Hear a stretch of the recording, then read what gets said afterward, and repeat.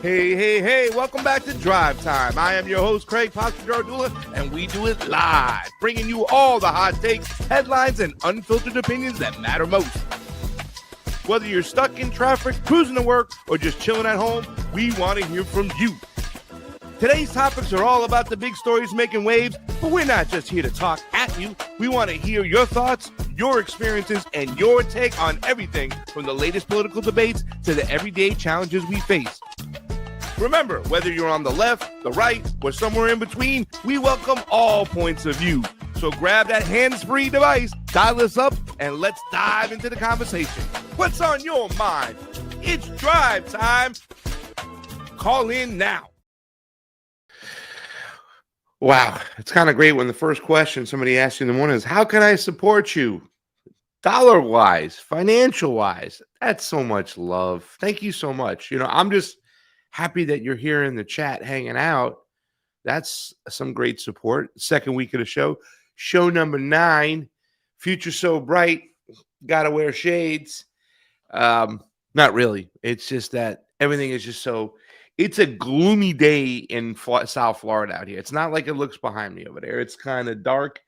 Also gorgeous because there's so many clouds and whatnot, but you got like those ray of lights. Oh. The Christians will think that Jesus is coming to speak to them. I will just think that Jesus is saying good morning to all of us. Whatever the case, whatever you want to believe in. Believe in what you want to believe in, my friends. Not mocking, just saying. But everything is so bright, I got to wear shades. And I did say I wanted to start a show that I could just wear my sunglasses every morning.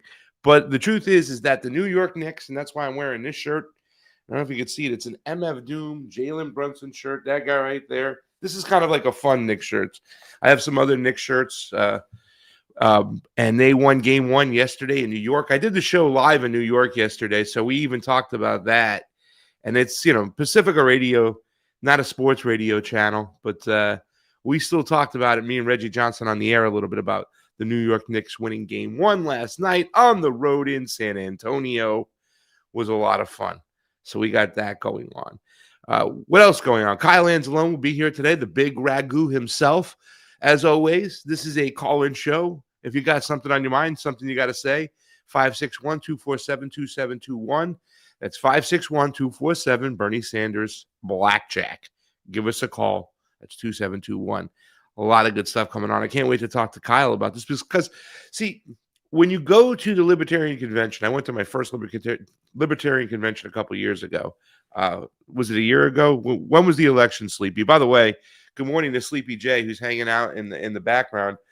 A lot of co-hosts will be like, oh, you don't have to worry about me. If you want to, it's nice. Sleepy's just being sleepy behind there. Oh, what's up, Fred? What's up, Gabrielle? What's up, Bill? Hey, and Kaylin, somebody new over there. Were you here the other day? I think I saw you the other day too as well. I'm sorry, I got a few shows going on trying to keep track. It once again says 0 people following on the FaceTime. I'm going to go over there and check it on out.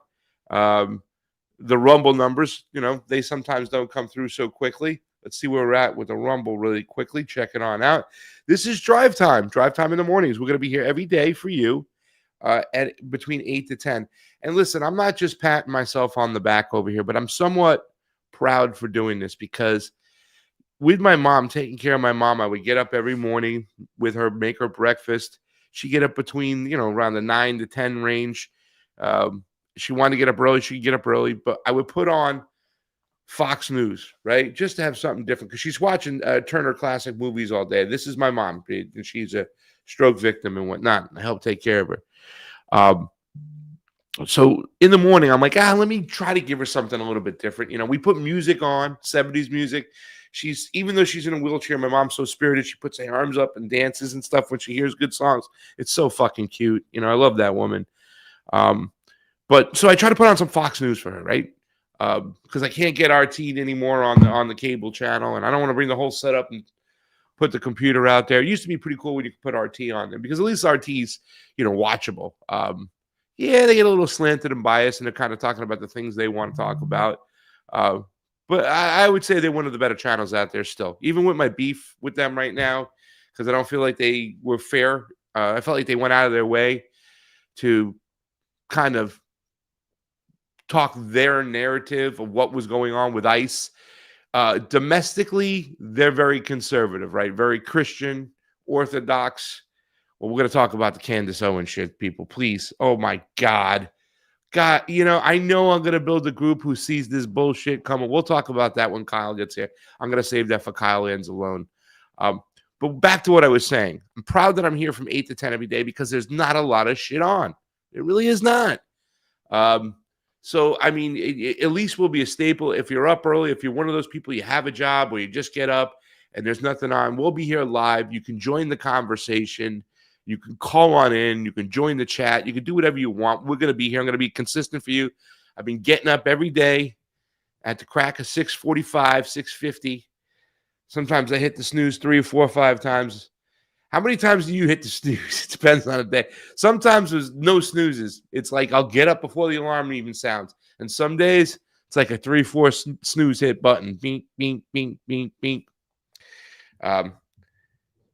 So anyways, I'll be here for you guys. And we'll have a lot of fun things to talk about. And we can talk about anything. We can talk about movies. We can talk about food. We can talk about sports. We can talk about politics. I'm assuming it's still going to be, the people I know out there, the people I still like to have chats with. We still talk the political game. What's up, Sleepy? Did you just jump on in? Or you just I didn't think I thought I was already added. My bad. Yeah. Sleepy in the background. Sleepy was being sleepy. Fox News torture. Yeah, okay, so let's talk about the Fox News torture. Sleepy, you got anything to say, or should I just keep on rambling on?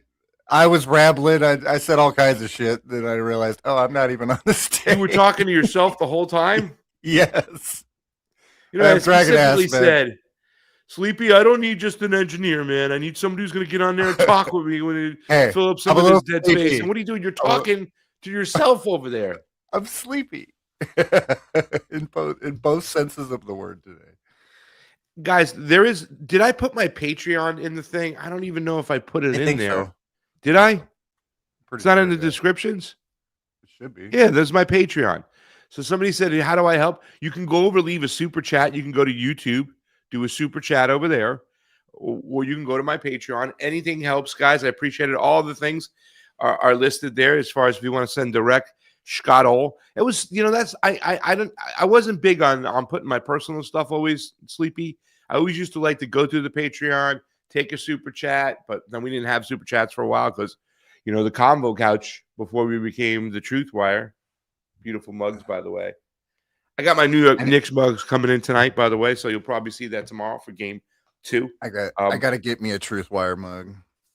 That was given to me by one of our producers, Fred Edward. Right? Yeah. Fred.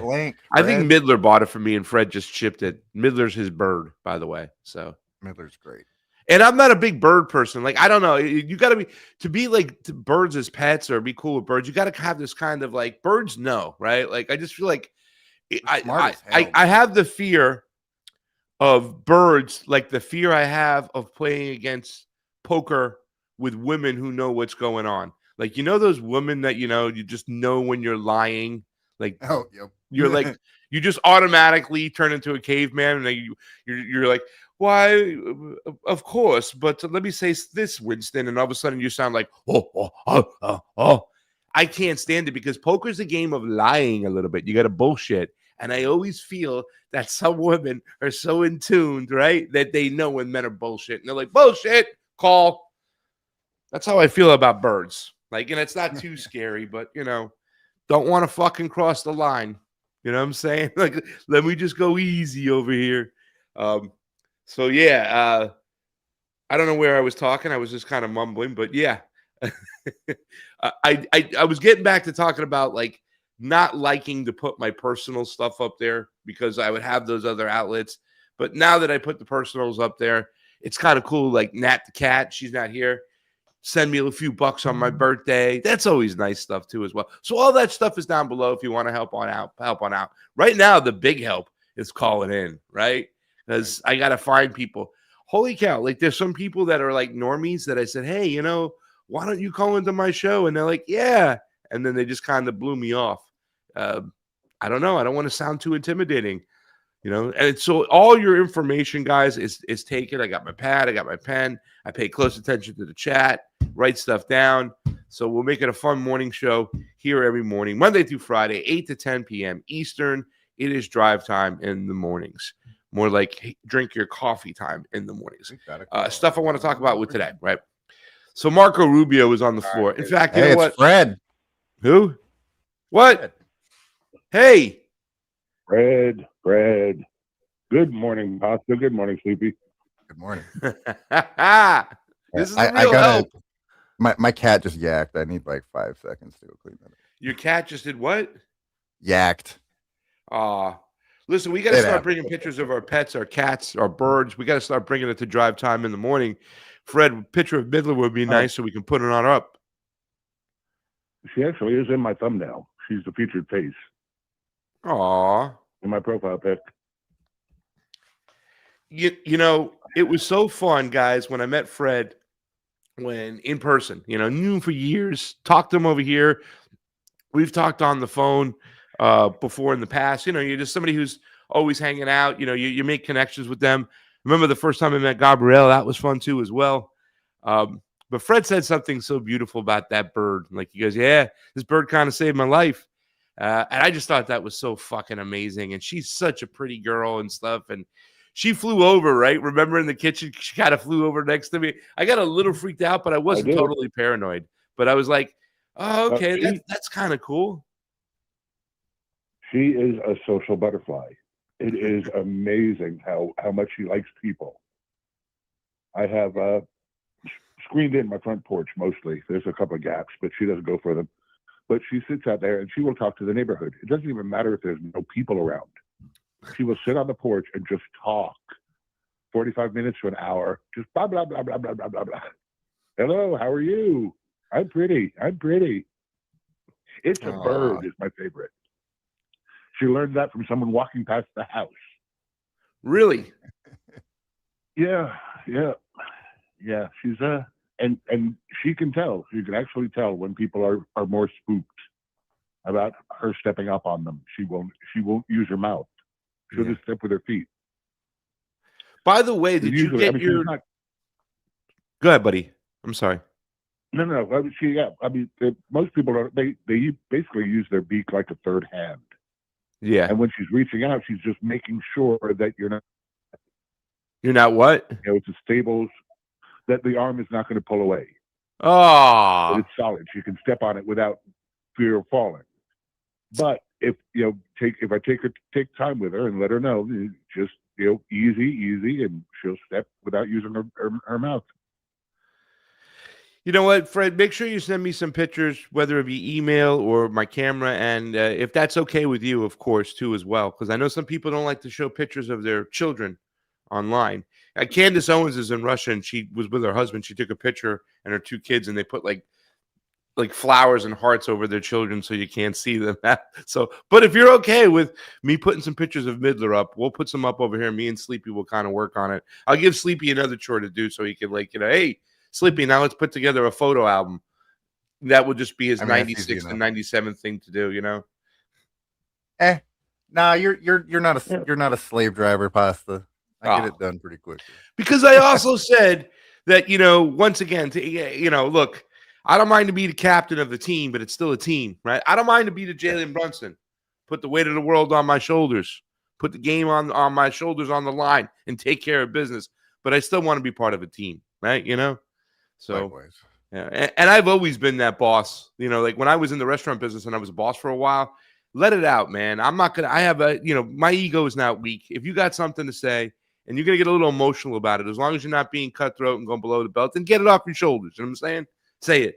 So, I've always been that way. And that's why I called you immediately to say, it's Sleepy. Come on, man. Like, you've eaten my food. We've smoked bowls together. We've hung out. we have a friendship. Let's do that. Because that's different. Like in the business world, people are like, don't do business with friends because you can ruin it. I mean, that's the same kind of people who say, don't talk politics with your friends. I don't know about that. This is the type of business, the people you're working with are your friends. What's that? My deal with that whole thing is if it's a friend and they treat you like shit at work, they were never your goddamn friend to begin with. Yeah. I mean, I've had friendships ruined that, people that I've worked with and stuff, and I'm pretty good at like keeping that shit separate, but some people just can't deal with it, especially Those were just if they're close boss. acquaintances, Sleepy. Yeah, exactly. So They weren't friends. if you trust the person you're doing business with, it tends to work. Yeah, yeah. Sometimes it I bites you mean, in the ass though. So, whatever. go either way. Yeah. Azalud, right? I can't even. It's funny because Life. last year I was, and Gabriel can tell you about this. I was with my whole Hawaii film that never got brought to fruition. Pretty much, dude just ran off, whatnot. Oh shit. Oh yeah, man. Lahaina on Fire 2 years ago was supposed to come out, and it was bullshit. And I can't begin to tell you the thoughts I had in my mind. Like, if I can get my hands on this motherfucker, right? Like, just move with my fucking hands. You ever get that feeling? You say to yourselves, if I get my hands on that motherfucker, I know everybody in this chat, right? Everybody on Rumble, everybody on YouTube. Good morning. We've all had that. People like, if I get my hands on that motherfucker, right? Like, I had those feelings, and now I'm like, nah. Yeah. I get over learned, if I've learned anything in the last 2 years, your health is everything, right? I've lost friends who are close to me. I've been sick. You know what I'm saying? It's kind of interesting how this show has come to fruition, because I was coming off that Jimmy Dore show. I was ready to do more like Jimmy Dore style. I had my TV on the wall. I was behind. I was going to do those type of shows over there. I'm like, all right, I've already done that. I've already kind of built a rhythm for doing that. I'm going to continue to do this. And then all of a sudden I got a little taste of the WBAI call-in bug. We gave it a shot. Like, I remember the program director said, let's try a live call-in show one day, because it was a fundraiser week. And after the show, right, we did one show. And remember, the first question was, you say that you're a leftist, but you say you're a certain type of leftist. It's a non-imperial, an anti-imperialist leftist. What does that mean? And I went to explain, this is what I see left. This is where I see the Democratic Party not being where they're an establishment corporatist party, that they're pro-war, right? They're selectives in their war. They're woke when it comes to their war, right? Like they ignore the bombs they drop, the Democrats. We all see the memes with the rainbows and the stickers and shit. But I said, no, that's why they're not left. And I talked about, why I was a leftist. People called in. They gave me praises there when I would call in. Like, we need this. This guy is talking, he's bringing, historical context to the argument, to the discussion. We had like 3 callers that day. When we got off the phone, and the program director's like, man, you can pretty much talk about anything. I'm like, yeah, I try to keep my ears to the ground. I can talk a little bit about everything. I got a natural talent for useless information, Sleepy and Fred, right? You also have the gift of gab. Well, that too. I mean, and that's where in this business, and I've been around people personally, and it's kind of funny, because a lot of the people you see online or you listen to or watch online, when you see them in person, they're not like that friendly, whatnot. They're a little reserved and whatnot. Yeah. And me, I'm, hey, what's going dude, on? What's your name? Hey, you know what I'm saying? As someone who's met you in person, you are exactly the same in person as you are on here. Exactly the same. That is very true, and that's something I bring to the table. But after that show, too, it was like, holy shit, I got a little taste of this.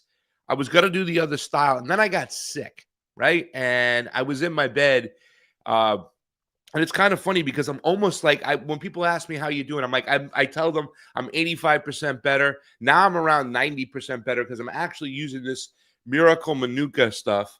I've learned a lot about the healthcare system and health in general. And Fred, I bet you can speak to this too as well, about Western medicine. We talked a little bit about yesterday, but long story short, right? Excuse me, short story long. That's what I'm doing. I'm taking the long way home over here. Your health is everything, right? All the other bullshit, the people you fight with, the people that owe us money, the people that really disrespected you, the people that chose not to be your friend, right? And I hear you, Josh, when we're talking about that shit. Like, there's some people out there that thought we're gonna be my friend, really, and they didn't treat me like a friend. Because friends are honest with each other. They're straight up with each other. They don't fucking play each other. You know what I'm saying?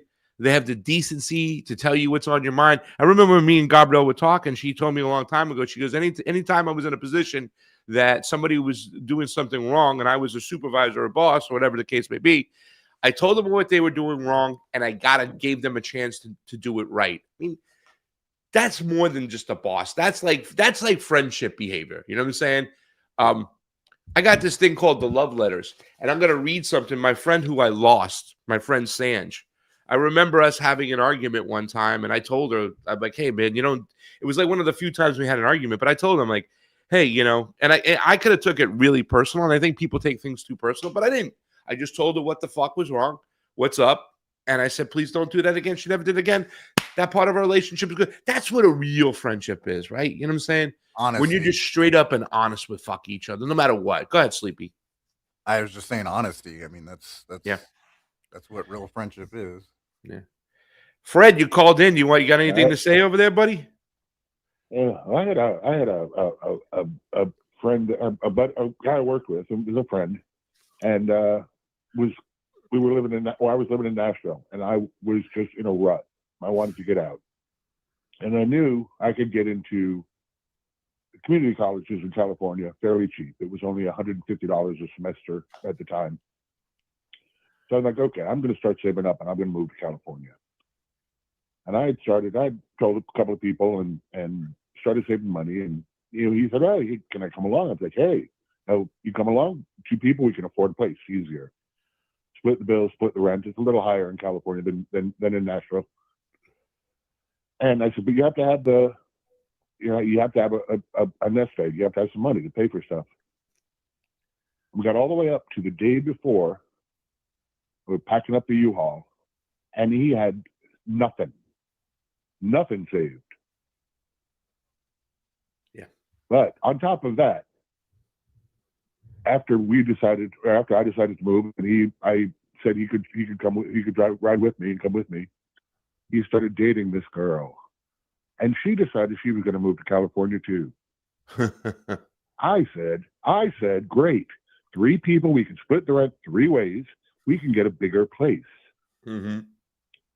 So we go out. My aunt actually sent me the money for the first and last so we could get into an apartment instead of living in my car because we didn't have enough money to get an apartment when we first got there. All right, so Linda flies out to California, and we start looking at places.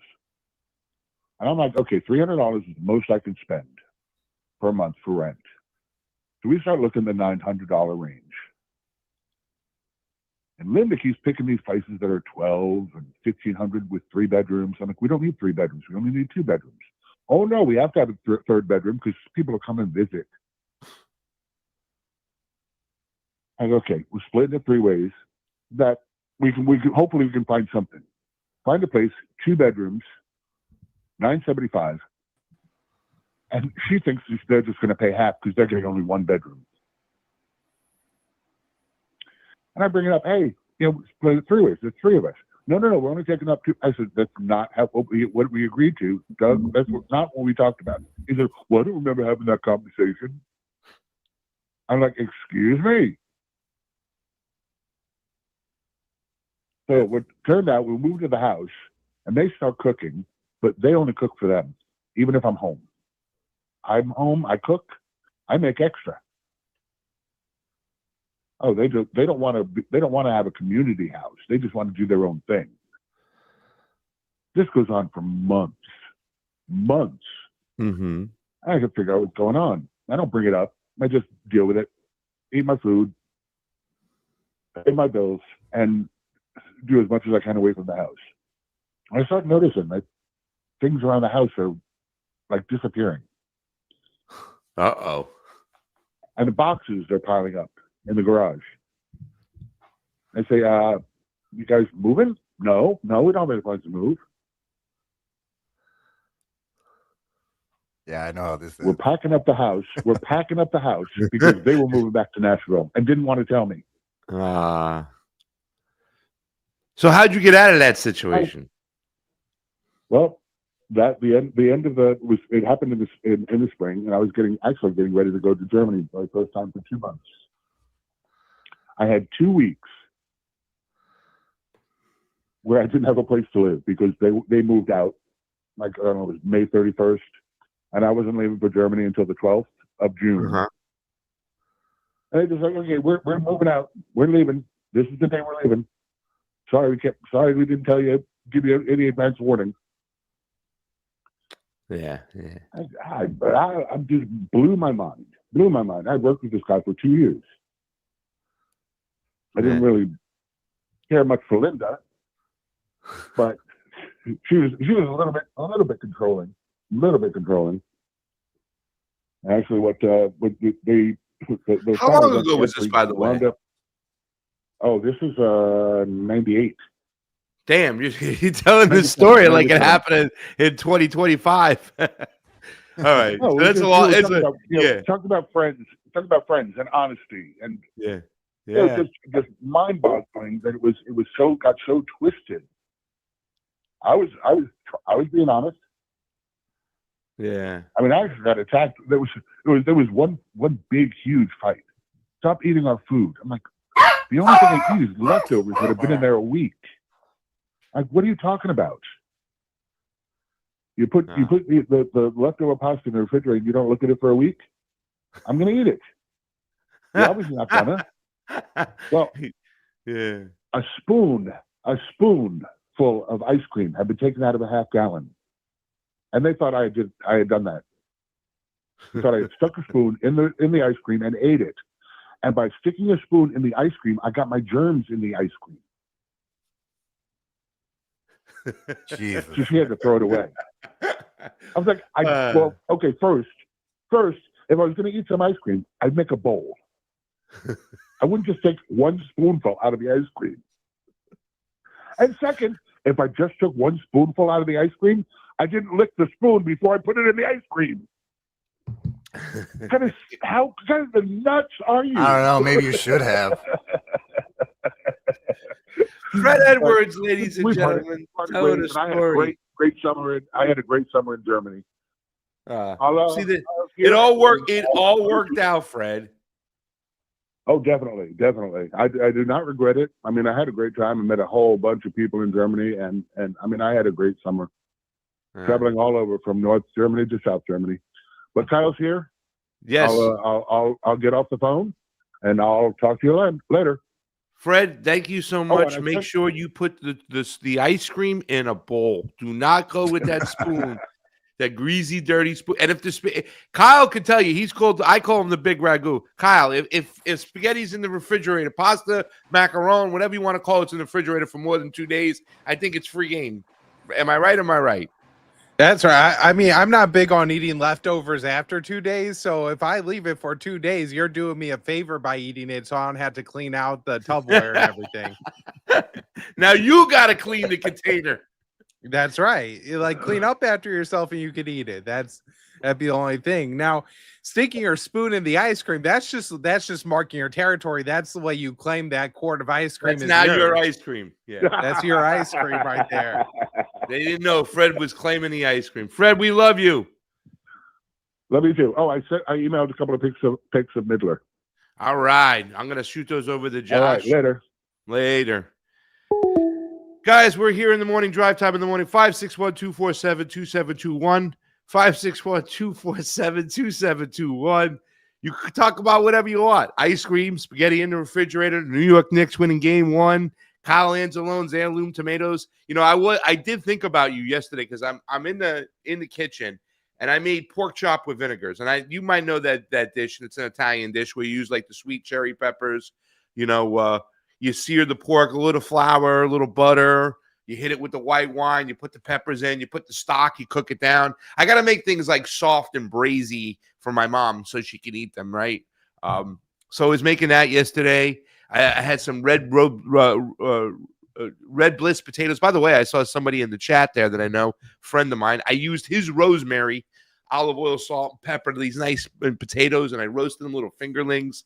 But then I had this like half a tomato that was bothering me. You know when you got a half a tomato and you're like, I got to use this thing. I don't want it to go bad. And I'm like, what would the big ragu do with his friggin' tomatoes from the garden? I'm like, I know what I'm doing. I made a little, and I had some like gluten-free bread.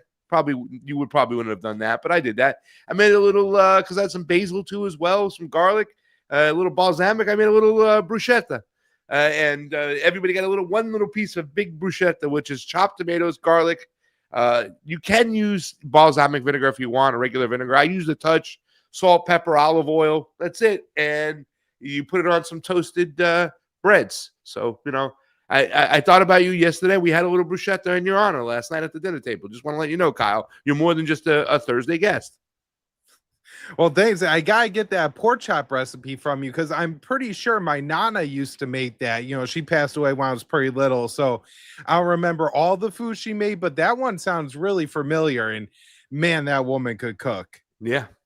You know what the thing about Italian cooking is, even whether I don't know, and I'm assuming it's that way. I've never been to Italy. I've been to 7 Latin American countries, never been to Italy. I know I'm fucking nuts, but it's like resourceful cooking. Like, I can like I should have been to the supermarket 3 days ago, but since I got stuff in the freezer, I was able to pull out, got some potatoes over there. You know what I'm saying? Like, you use with what you got. And I think that the vinegar pepper recipe were from Nona's buying big jars of those cherry peppers. I love those cherry peppers. Those are great for sandwiches, right? Like a nice Italian cold cut sandwich where you get lettuce, tomato, onions, and you put those cherry peppers on it with a little salt and pepper, olive oil, and vinegar. But those peppers, those jars of peppers, and the sauce they sit in, the juice they sit in them, I think that they, one time a Nona grabbed that thing and said, let's put it with the pork chops. Because a lot of times when you eat pork chops, the vinegar of the peppers cuts through the pork chop. You eat it together. Like whenever I have veal Milanese, that used to be my birthday meal for years, Kyle, used to be a veal Milanese, which was just a veal cutlet. And I'd ask for a lemon wedge and a nice cherry pepper and just cut a little piece, squeeze a little lemon on there, cut a piece of the cherry pepper on, have it with the veal Milanese. So, I mean, it works well, and it works well with the pork. But I think it was just a Nona grabbing it from the kitchen. But I'll definitely send you the recipe. It's so easy, and it comes out nice, soft, and tender. The one part I didn't do is you can grate Pecorino Romano cheese or Parmesan on top and like kind of bake it off in the oven so you get that nice crust, and then you also got that little sauce in the pan. It's I'll send you that recipe. It's a fun one, but don't eat too much pork, okay? It's a bad habit. I know. I really a few years ago I pretty much stopped eating pork. Maybe once or twice a month I'll have bacon with breakfast or something like that, but I stopped buying like pork chops and spare ribs and all that kind of stuff. It's just I feel I was getting like almost a brain fog the day after eating like a meal where the main protein was pork. Yeah. And so I wasn't sure if it had something to do with my blood pressure or something like that, but I pretty much stopped eating pork. Yeah. But that made me think of my nana, and I was like, oh, I gotta have some of that.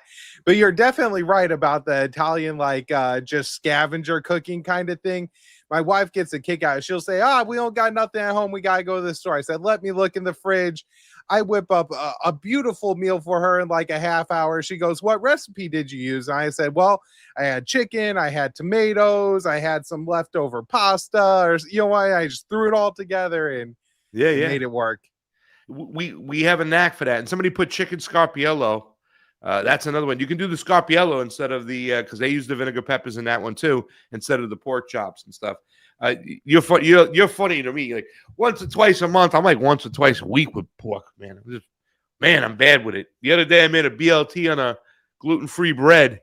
And the whole thing is I've kind of like changed my whole eating habits. You can see I'm a little bit slender than I was a couple years ago. Oh man, when you look like you're half the size of when I saw you at Freedom Fest. I think we need to start calling you salad instead of pasta.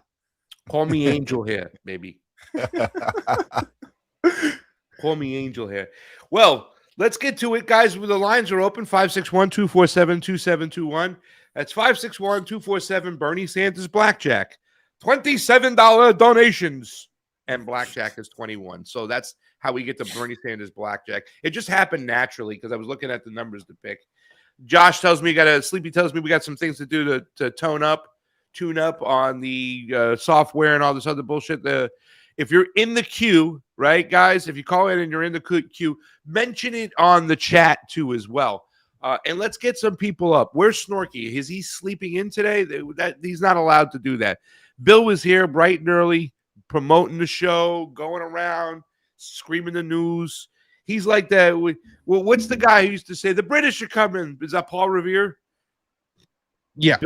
Bill Riley's the Paul Revere of the interwebs, and he's out there. Drive time is here. Drive time is here. Bill Riley's the Paul Revere of the interwebs. Hey, mute your YouTube. I just did. Okay, cool. Who's the caller? Where you calling from? Pasta, it's Miguel Santiago from Fort Lauderdale, lead singer of the band Rolled Whiskey. How are you? Lead singer of Miguel of Rolled Whiskey and Italian cook himself. So we got 3 Italian cooks here right now, and Sleepy hanging on out. How you doing? How are you? Miguel Santiago is my stage name. I'm very Italian American, as you can tell. Bro, we have to go to Italy together. I learned so much about our cuisine by going there to the motherland, and the chicken scaparello comment that somebody made in the chat, that's an Italian American dish, not an Italy Italian dish. And it's a combination of sausage and peppers and the vinegar pork, you said, but a lot of people will make it with the with chicken and pour in the vinegar from the jar, from the pepperoncini. Yeah, you could make it with chicken sausage, by the way, too, as well. You don't have to succumb to pork. And by the way, I will also say that yes, we're Italian Americans, though. Right, we're a different species than the Italians. Not to say that they ain't the root of what we do. It's, once again, Italians come to New York, whatever's around them. They're going to be resourceful. So many dishes were born out of what was just around, what was in the fridge. Because I know Kyle was telling a story just now, Miguel, and I know you're probably the same way. What do you mean we got to go to the store? Let me see what I got in there. You move that jar of pickles.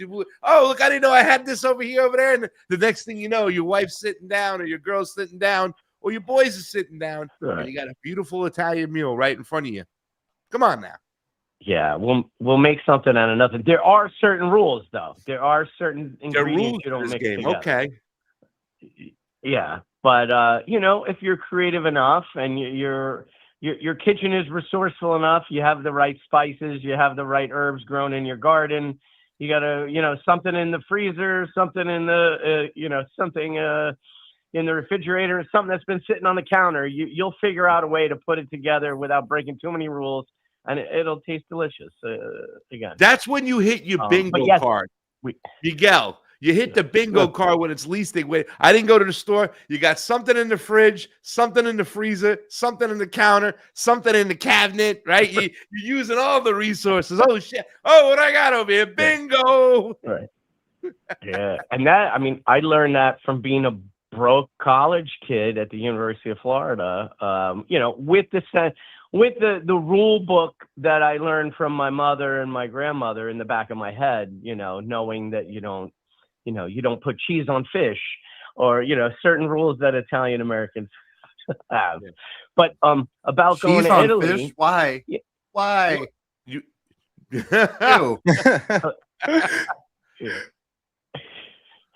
about going to Italy, between meeting the piano player in our band, Sal, who was born in Palermo, came over here when he was about 8 years old. And going to Italy a couple times myself, I make that distinction when I identify. I am definitely not a European Italian. I am, 3 generations American. I'm Italian American, and it is a different cuisine. It is a different culture. Even we have different ideas of politics. So many Italian Americans kind of gravitate toward the right today, and forgot the immigrant experience, that our grandparents went through coming through Ellis Island. You mean when we were called when I went over to Italy? Yeah. There were 2 million people marching in Rome, protesting, protesting Gaza while I was there, and I was just so proud of my heritage to see people taken to the streets like that. Whereas here in the United States, where we're funding it, no protests, nothing, no major organized anything, no major organic anything, during that whole, during the worst of the worst time of bombing of Gaza. We did Can I nothing. say something real quick? I Mm. want to point out a couple factors. Number one, I'm glad that you were proud of your heritage, because I am too, because everything I've read, and I have a close friend, Morgan Carey, he was in the first Lahaina on fire, friend of mine. He lived in Italy for many years, and he talks about it all the time. The way it's not just the fact that they have protest in Italy, it's who's protesting too. The workers protest. They really use their leverage. They shut the fucking docks down in Italy. So it's a whole different type of protest because they use the leverage we got. You're right. We're funding this shit over here, and we don't have the organization to get the people together to use our leverage as citizens to say stop using our fucking tax dollars to bomb women and children. It is fucking crazy. Yep. Yeah. And Spain right now has huge protests going over the United States as seeds were dropping, breadcrumbs were dropping, leading toward our invasion of Cuba, or something we're going to do in Cuba. There are major protests where there's like government warnings to tourists, be careful, steer clear of this area. There are organized protests. They're generally peaceful. But, if you want to avoid traffic or whatnot, so that's going on. I think it's in Madrid right now.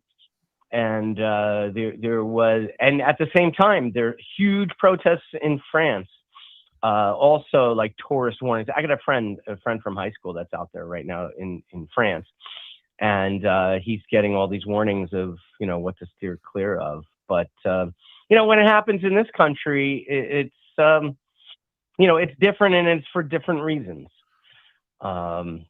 And the critique that our protests get is that they're paid protesters. You hear that all the time. And I know, Pasta, you've been on the streets much more than anybody I know. And how much of that is true? How much of these protests in our country are organic, and how many are paid or organized? You're gonna get me fired up. You're going to get me fired up, Miguel, because this is why I bumped heads with RT last time, right? Like, I felt like they were going out of their way to ignore that. And the main, and once again, this is what I think is awful. And I was just about to say, the protest in Gaza, and I'm going to lead this in with Kyle, because Kyle, it's interesting because I know how libertarians feel about socialists and communists, whatnot. But I've never heard the rhetoric from the libertarian brass or group of people that we're hearing right now from the State Department and Marco Rubio in particular. I mean, what he's been saying, and I have a video of that, I think it's beyond dangerous. And I think the left, the Democrats were doing this before to the right, you know what I'm saying? Like making these people, they're domestic terrorists. Like, whoa, wait, whoa, hold the fucking phone over here too as well. We were at the Rage Against the War Machine rally, and I was with a couple libertarians. My God, I forgot his name because we don't speak that much anymore. Dave Smith's close friend, Clint. Scott. Oh, Clint. Okay. So Clint and Reed Coverdale, because we had all met. I met Reed in New Hampshire and stuff.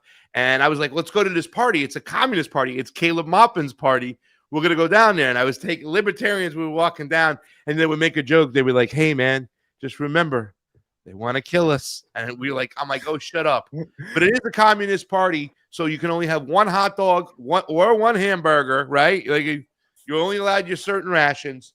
But the rhetoric that's coming out from the conservative side now, the State Department, Marco Rubio, I think it's very, very toxic. It's something I want to talk about. I have a video, and Miguel, if you got to go, you got to go. But if you want to hang around and talk about it, that's okay.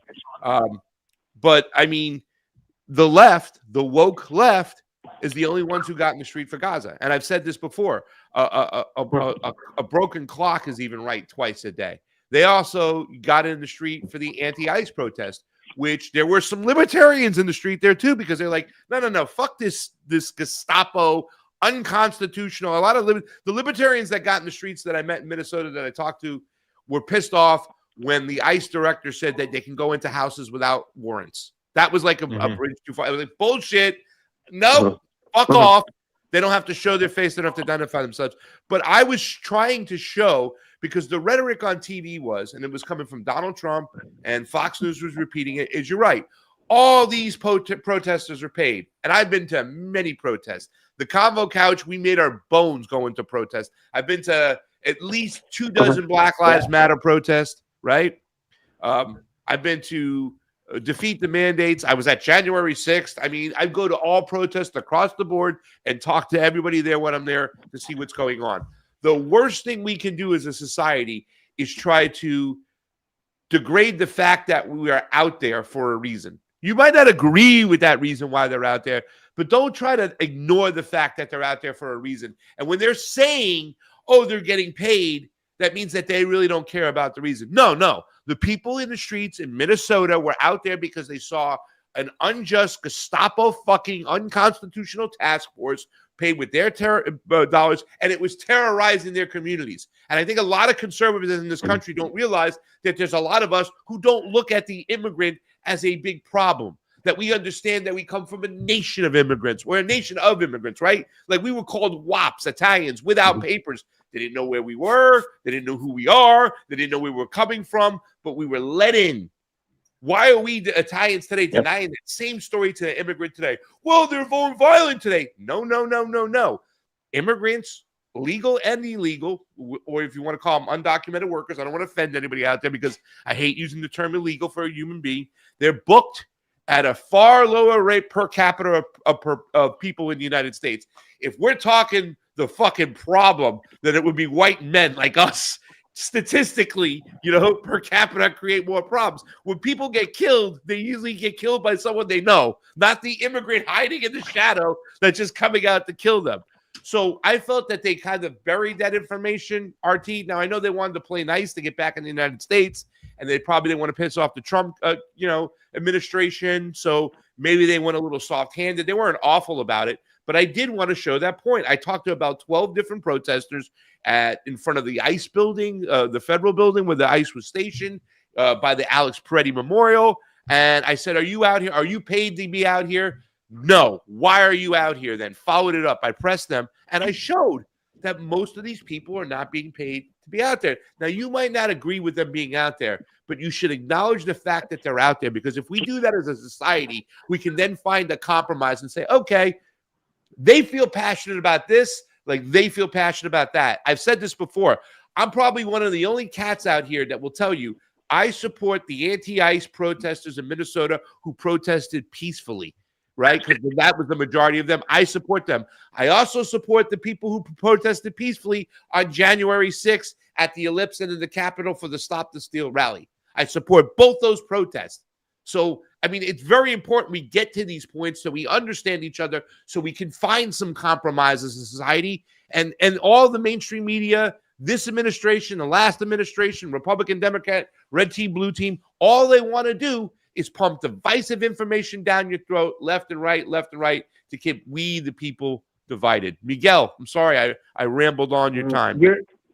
Yeah. I love it. I mean, that's because you're not a binary brain retard that buys into the blue team, red team cancer that's destroying our politics and destroying our society. Yeah. You're like you said, you were speaking up for the January 6th protesters, and you're also out at Black Lives Matter protests. Yeah. People like you need to keep speaking and keep speaking loudly, and it is catching on. We are. Not to keep bringing it back to Gaza, but Gaza united some parts of the left, some parts of the right. Why? Because of our basic fucking humanity that we saw, what we saw going on there in real time. People just couldn't take it, and they started to build bridges politically. In the street, you made the point that it was it's more the left that's hitting the streets about the issue of Gaza, about the war in Iran. What I hear, what I see in my social media feed and my YouTube feed, I'm hearing more the populist left, the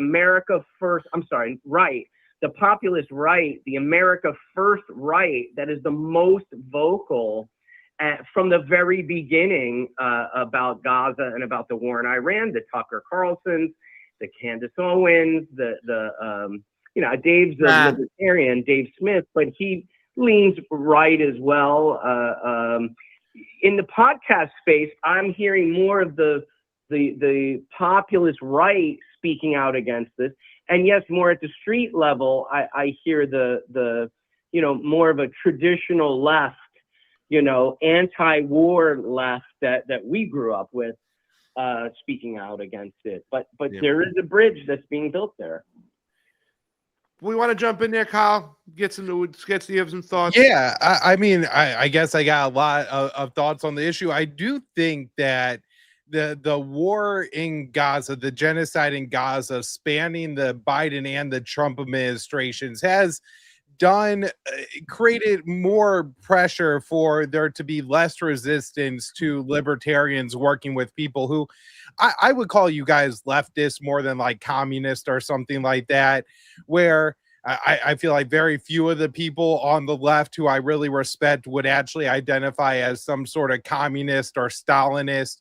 And, it's more like Bernie Sanders with, actual principles behind it and applying it across the board than just, taking away complete property ownership and like having total government control on pricing and things like that. But just being able to having the foreign policy issue being the top focus for so long, as well as other issues that aren't necessarily partisan, like COVID. Matt Blumenthal was one of the best speaking out about COVID, talking about how it was going to impact the workers. And I mean, libertarians were just reflectively, the government's locking us down. We're opposed to that 100%. We don't even need the details on something. So I do feel like that's happening. And I hear less and less from people the idea that the communists want to kill us, right, from the libertarian side, which I think is really positive. There was a certain young libertarian who has some prominence who would say like, oh, you can't trust Caitlin Johnstone, she just wants to kill you. And it's like, Caitlin Johnstone is great. Like, that lady is responsible for like half my Twitter followers, and Misty Winston's responsible for the other half. So them using their big platforms to retweet and promote my work, the work of antiwar.com, Dave DeCamp. Yeah. I mean, we're hardcore libertarians over there, right? Yeah. Like, and the anti-imperialist left use your fucking channel as a resource more than any other fucking channel I see out there right now. The anti-imperialist left using and that makes me happy. I don't mean to cut you off, but I was the one going, hey man, we got to look at these libertarians. Let's wait. You know what I'm saying? Most of your leftists or your ex-Democrats, they go into the Green Party, like 95% of them. I was the one who had the cuños to say, look at the libertarians. And then I got pie in my face because the party fucked me over. But go, please continue.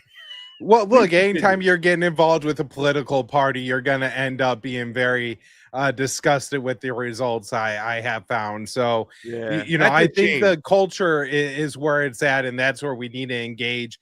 Now, Pasta, I do have a question for you. And I don't want this to sound like sweeping, like the protesters are paid for, but what do you make of things like during Black Lives Matter, you had these large NGOs or political organizations coming in, bailing large numbers of people out of jail. Look, and I know like that's not the same thing as saying like the people are paid to be in the streets, but you do have people who would not be in the streets if it wasn't for money from outside people. Sure. And look at Charlottesville, where we had the Southern Poverty Law Center gave like $300,000 to help get that rally off the ground.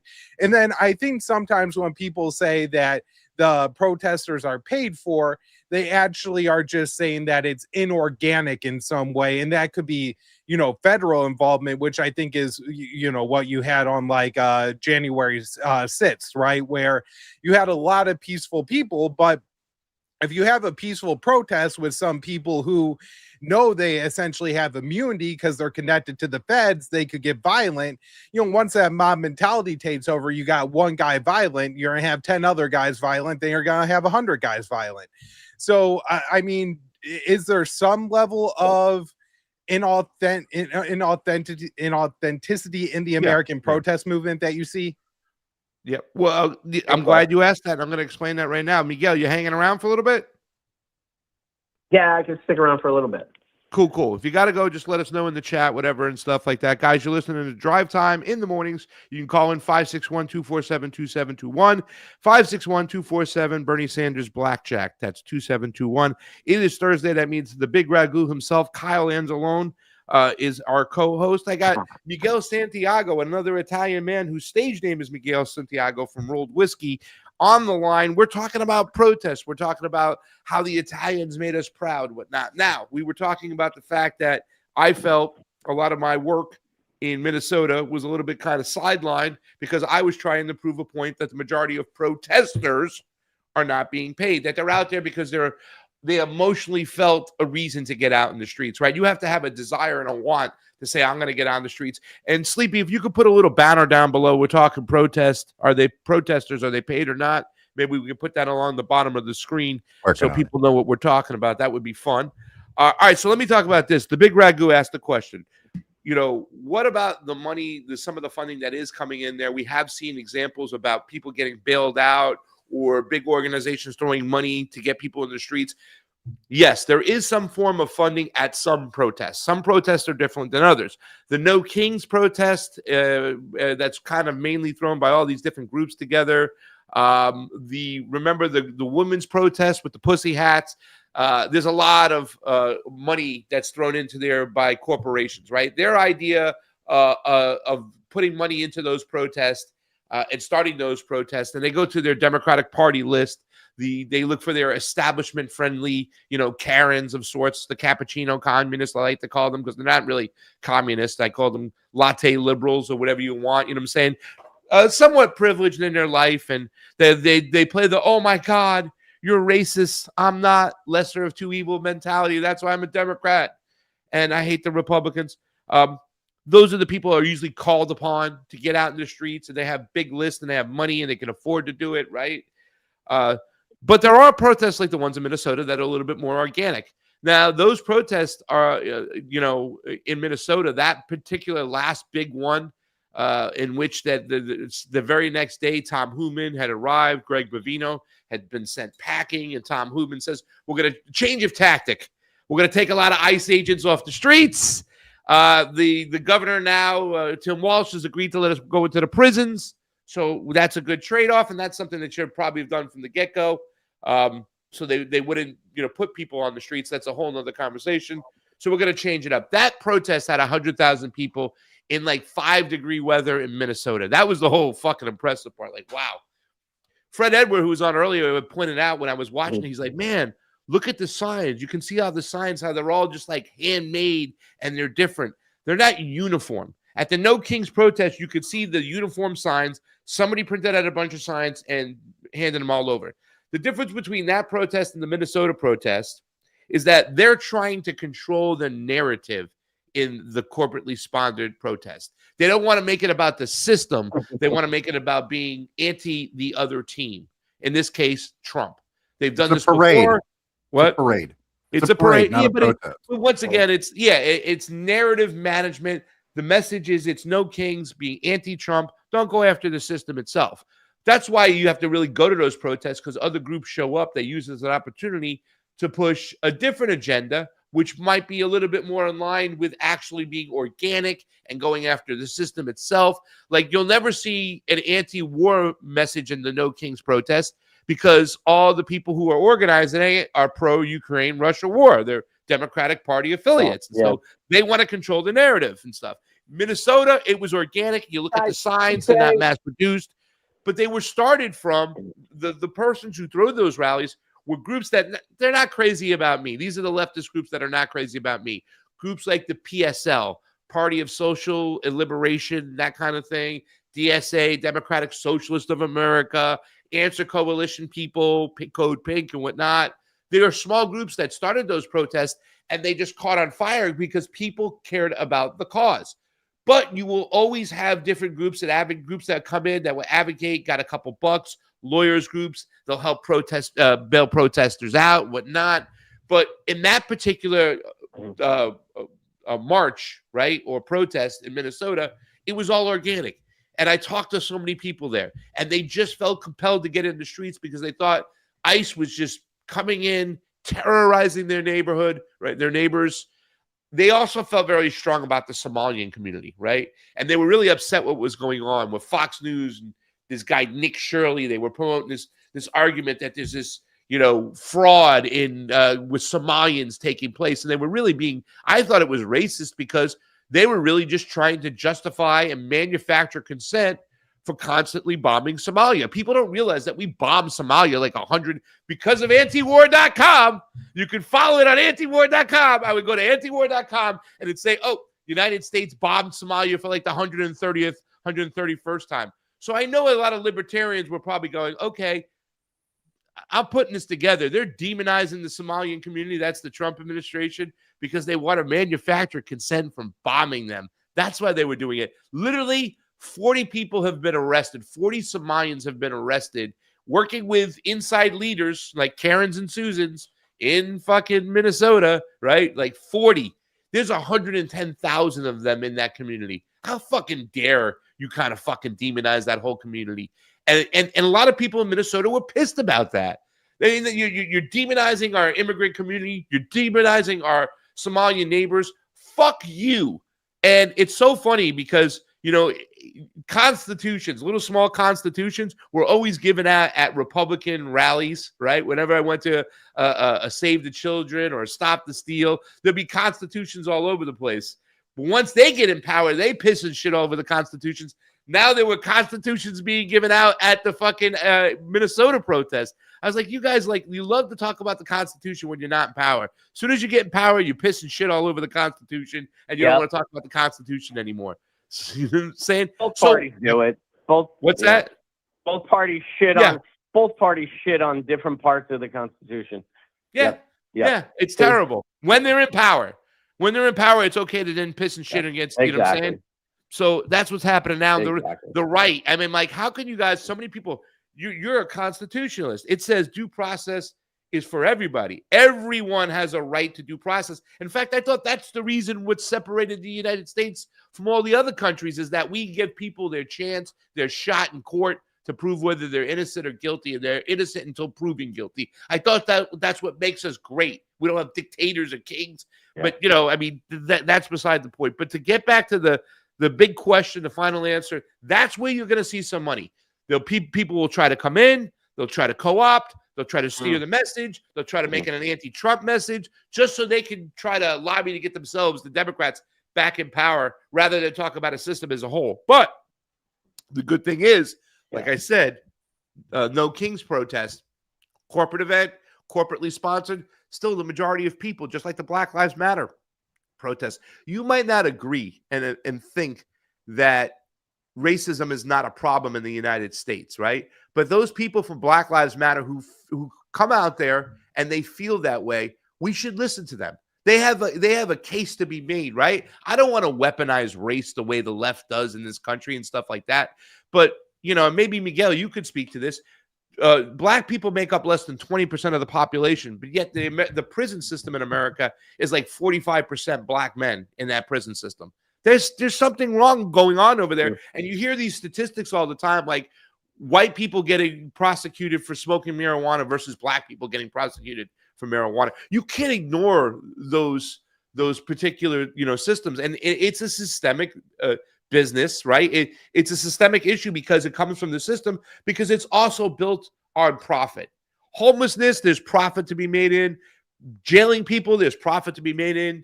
And this is the part about capitalism, right, where I'll probably disagree with Kyle, and we'll talk, because I know libertarians they're capitalist, right? You could say that, you know, they like markets and whatnot. But that's the problem I think we have with our system when everything's built on money, that they'll make money off the backs and misery of people in lower classes. And there's a lot of black people in this country who are part of the lower class, you know what I'm saying, that get used and picked on and thrown in jail. And that's something we have to kind of address. So, I mean, I'm kind of all over the place, but if somebody wants to take the microphone for a little bit and I have to refill my coffee, please do so. But well, just a quick fact, the same very small handful of companies that are in the private prison system are also getting the ICE contracts, getting the contract to detain folks that are picked up by ICE. So they're the same companies, and guess where they put their dollars? Guess which campaigns they back. So you could see their Conservative, stock on the hard on crime Republican Party. There's one right here in Boca Raton. It's a $1 billion company. And every time there's a wave of Democratic wins in either a midterm or a presidential year, you see their stock go down. And in the last two cycles, in the two elections where Trump won, they went through the roof. And again, they're the same companies that build prisons, are the same companies that are housing ICE detainees. So follow money. And it's listen, I just said that Kyle Anzalone is a libertarian and they're capitalist and stuff. He could defend himself in certain ways, but that's like a whole deep argument. I understand the markets thing, and that's the thing. Like when you go to these countries, these socialist countries in Latin America, there's markets there. It's not like everything's controlled by the state. There's a lot more markets than there are state-controlled entities. The state just controls certain things. But as a libertarian, I know that Kyle Anzalone hates what they're doing in these ICE detention centers and the way they're fucking just unconstitutional. They're unjust. Delaney Hall in New Jersey, I don't know if you heard this fucking thing. They went on a hunger strike. And I've said this before, my conspiracy theory part, and I'm going to let you take it away, Kyle, and talk about these detention centers if you want, or if they're constitutional or unconstitutional. These ICE detention centers, they're framing it right now as they're building it for the immigrant. But the conspiracy theories part says, no, they're going to be used for you, because once they take away the immigrants' constitutional rights, guess whose rights they're going to take away next? Kyle Anzalone, take it away. I'm going to refill my coffee. You're watching Drive Time, everybody.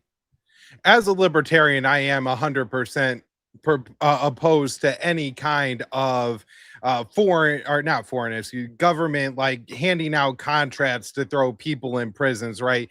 You end up with these major problems where this happened in multiple states, where as they're talking about legalizing marijuana, the private prison companies are lobbying against it because they know if marijuana becomes legal, there'll be less people in their jails, and the state pays them a certain amount of money for each inmate they hold in their prison. They need the prison to be full to make the most amount of money. Hell, they probably often try to operate them at above capacity so they can make even more money off these facilities. So yeah, I'm opposed to that. And I'm also opposed to the mass detention of migrants. I've have mixed views on my immigration policy over the years. I would love to talk to Pasta about this when he gets back a little bit, but one of the main issues I have with any kind of mass deportation program is you have to create a federal police force so large in order to enforce that it's just intolerable and going to stomp all over everyone's rights. And let's say this happens to be an effective government program and they're actually able to get a significant amount of immigrants out of the country. It's not like they're going to just lay off all of these police officers, all these ICE agents when they're done. They're going to find something else for them to do. And as Pasta was talking about before, the political targeting of the opposition out of power party or the people, who advocate for those positions is really ramping up. The Biden, you could go back to Obama when they were like doing things with the IRS where they're flagging all the new 501c3s that have freedom or patriot in their name. Trump did a little bit when he was in office the first time, although his first administration, he was really ineffective as a president. Biden really ramped it up, and now Trump and Rubio, it's getting kind of beyond belief with the targeting of students, who were protesting against the genocide in Gaza and things like that is just completely unacceptable. I will say, just in general, the immigration issue I do think is complicated. I don't think there's a good solution for it, particularly with the people who are already here. It's one thing if somebody, assaults somebody or any other kind of violent crime, or hell, I've even heard people argue DUIs. At that point, you would, if you arrest somebody who's not here legally for a serious crime, you then expel them from the country. I'm fine with that. I don't like the Biden open borders policy. I think, there should be some kind of checks coming across the borders. And also, a lot of my immigration policy is kind of rooted in this left-wing position that, it's capital, it's big business that likes all these low-wage workers coming into the country, people who are coming from a lot of poverty because they're willing to work for less than what Americans are. And for everybody who says, oh, Americans aren't willing to do these jobs, no, they're not willing to do these jobs for $10, $12, $15 an hour. You pay an American, $40 an hour, they're making $60,000 a year or so to do these farm jobs, to do these sanitation jobs. They might be willing to take them. They're not going to take them for minimum wage when you're only working 33 hours a week, so they don't have to give you health care benefits. You can't support a family on it. And so I'm wondering your kind of thoughts on that, Pasta, of how we handle this situation when I do think there's really some nefarious actors behind the scenes who are trying to get a lot of people in this country so they don't have to pay higher wages to Americans. Well, I'm glad that you said that and not bringing in people to swing elections, because that's such a lie. And I'll talk about that in a second, because most of the people who come across the border are very religious, very Christian, Catholic mostly, right? I've been screaming about this for years, Pasta, that because the first person who said this to me was my very liberal boss about 10 years ago, that, oh, all these immigrants coming in are going to vote Democrats. That's why the Republicans don't want them. But every immigrant I knew hates abortion. They're all Catholic. They're not Christian. They're Catholic, right? Most of them. They're Catholic. Yeah. A lot of them are not fans of an open immigration policy themselves. They're family oriented. They like law and order, right? A lot of the reasons they came here is because in some of these Latin American countries, property rights are really loose, right? If you're able to get, pay the right bribes, you get the right stamps on a piece of paper, what was somebody's property, maybe not their house that they live in, but let's say they own a business or they have some land they're trying to develop, people are able to come in and swoop that up. They don't like that. They don't like that gangs come into their homes and conscript their children into the gangs. And these are things that people in Latin America are dealing with, that they're coming to America to avoid. Yeah. If the Republicans would just stop being so openly hostile towards the immigrants and really embrace them on their Christian views, I think they would actually make a ton of headway with this group. And we have seen that, right? What, like 45% of Hispanics voted for Donald Trump? I think George W. Bush did fairly well with Hispanics. Like, these people are looking to come to the Republican side, but you have so many Republicans who are just openly hostile to, and in their rhetoric, it certainly, if I were a Mexican or Hispanic, I would view the rhetoric as racist. I might see it as a white person with a little bit more nuance than that, but I certainly understand why these people view it as racist. And you're essentially just driving these people to the Democratic Party by saying that you don't want them. Miguel, do you have anything to say about that too as well? Or yeah, just to underscore something Kyle said, this narrative that I hear from my really good friends on the right, that the Democratic Party are busing in people across the border, or they're organizing undocumented people in this country to go vote. Really? You're in here undocumented. You finally got here. You're sending dollars back home, or you're here to survive, right? You're going to risk all of that to go to a poll to vote for some stranger gringo because somebody handed you $50? Like, come on, bro. You're really going to risk that and go by the, into a voting poll where there's government people everywhere. And I don't know, I've never been anywhere to vote where somebody hasn't asked me for some sort of form of ID, somebody check on this claim of widespread voter fraud from that, at least from immigrants. I just don't buy it. And I really challenge anybody to tell me what they saw with their own eyes if they're seeing, a bunch of people being bussed over to a poll. Like, why would they take that risk for one vote? Like, no, you're going to hide in the shadows and work here as long as you can if you snuck in here, And to piggyback off your point, Vivek Ramaswamy was at the Libertarian Convention. I wanted to ask him about that whole theory. You know what I'm saying? Because he kind of put what was that theory called before, Kyle? They had a name for it, the greater replacement theory. Oh, the great replacement theory, right? That thing. And I wanted to say, do you have proof? Just the same way I asked for, protesters are getting paid in the streets. And we've already established that the majority of protesters in the streets are not getting paid, right? Because we haven't seen a fucking paper trail, a paycheck.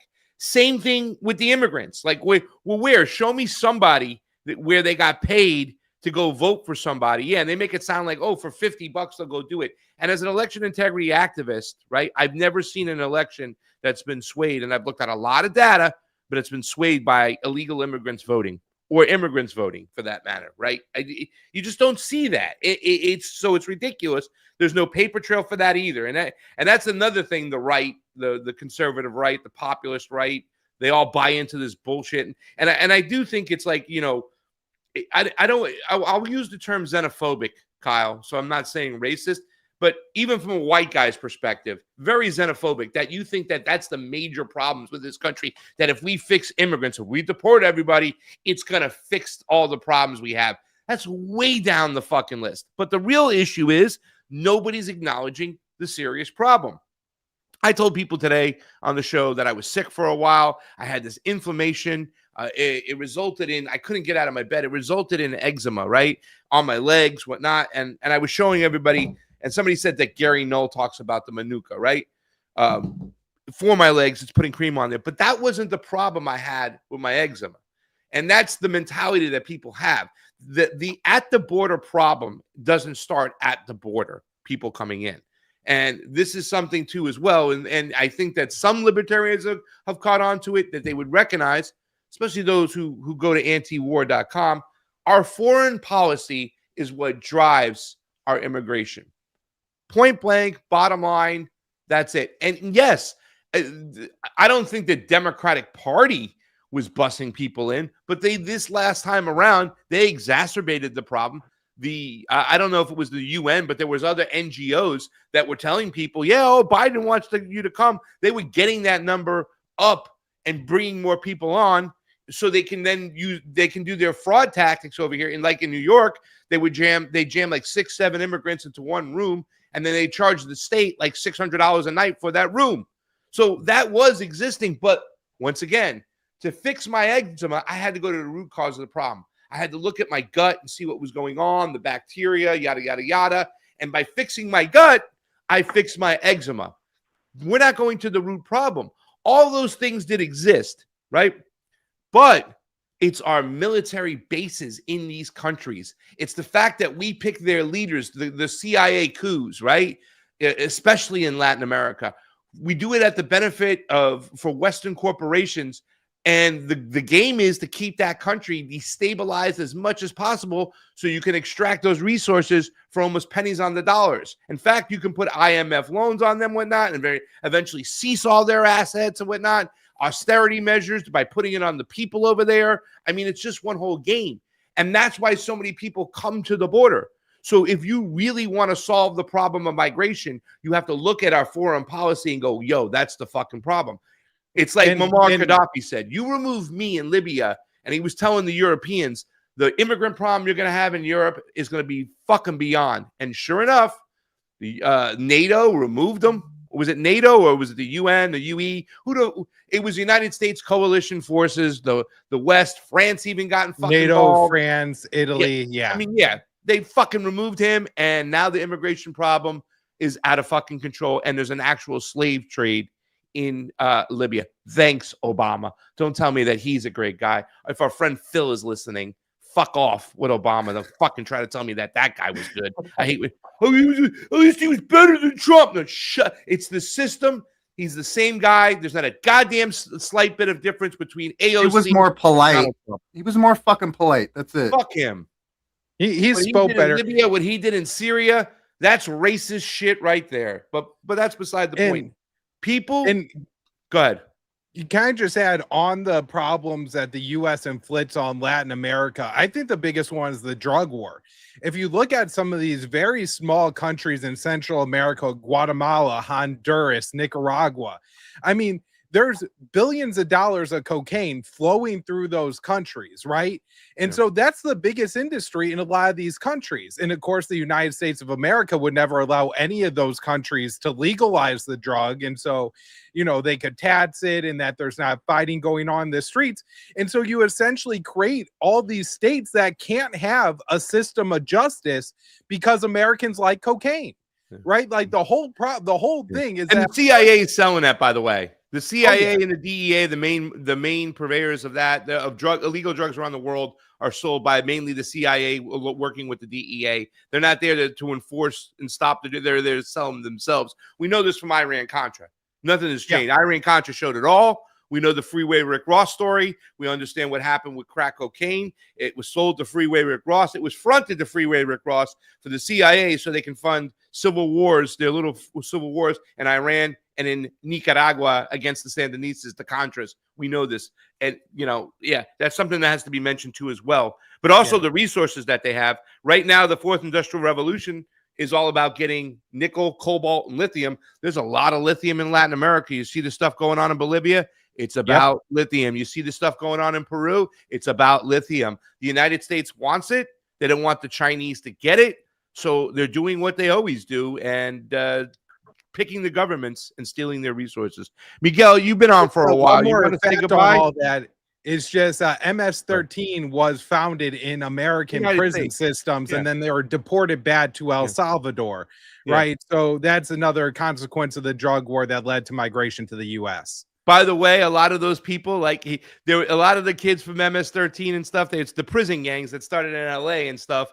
But they would grab these kids in LA and go, "Listen, you can either spend 8 years in an American prison, or you can get deported back to El Salvador, or Nicaragua, or Honduras, the North Triangle, mostly El Salvador." And the kids were like, "I'm not from El Salvador. I was born in LA."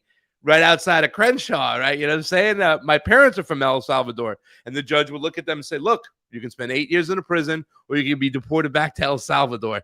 And they sent these American-born kids, right? They were sons and daughters of immigrants that were undocumented, and they sent them to El Salvador. It's crazy that when people find out that gang started in America, and once again, they're the CIA goons.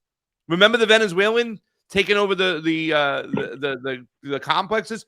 Those were all the anti-Chavista Venezuelans that worked for the oppositional government, Carlos Vecchia, and the CIA that were funded to terrorize the Chavistas, whatnot, and cause chaos. A lot of them had to flee Venezuela.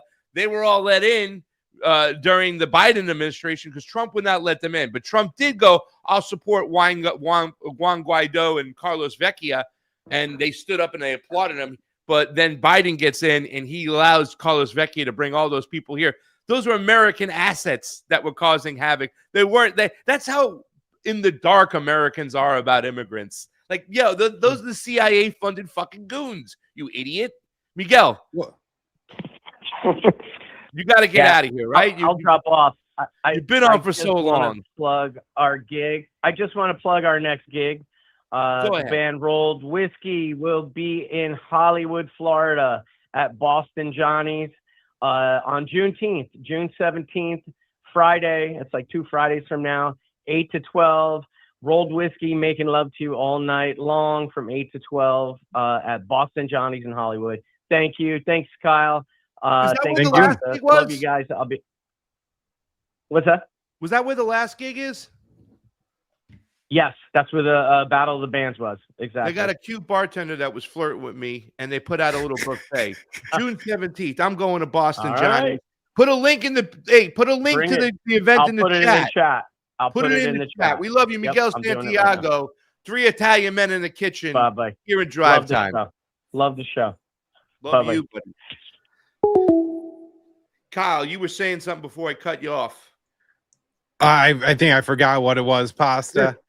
Oh, one thing I did want to mention, because you talked about Nick Shirley for a second there and his reporting on Somalia.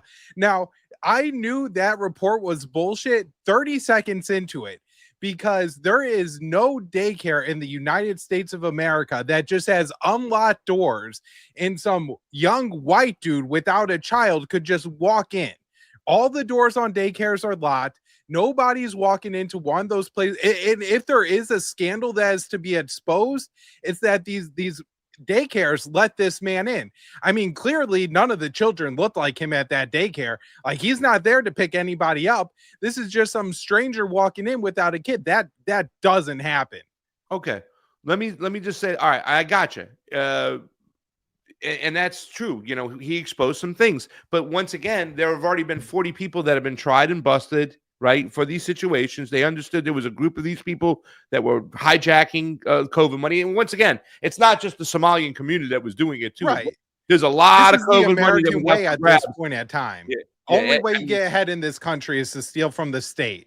Yeah, well, they were flaunting it out there too as well. What the state does in California for homelessness and how the NGOs are just robbing that, dependent on people staying homeless so they can make their money, is disgusting. There's a whole thing with that too as well. But this happens everywhere. Look at Donald Trump's kids right now, invested in drone companies, the Albanian thing that's going on. I mean, there's fraud hand over fist everywhere. I just hate when the fact, well, one side, like, and this is James O'Keefe, his work all the time is exposing the left and their fraud. You know, the fraud exists across the fucking board. And Donald Trump has been pardoning fraudsters left and right since he's gotten the fucking office. Once again, a small amount of people did that. When, you know what I'm saying? But they're trying to make it look like it was so huge. Did you hear some of the numbers? This is almost as embarrassing when you hear libertarians talk about how many people that Stalin killed. Every single time they tell the story, it gets bigger and bigger and gets away. It's like the fish that got away. It was a lot, though.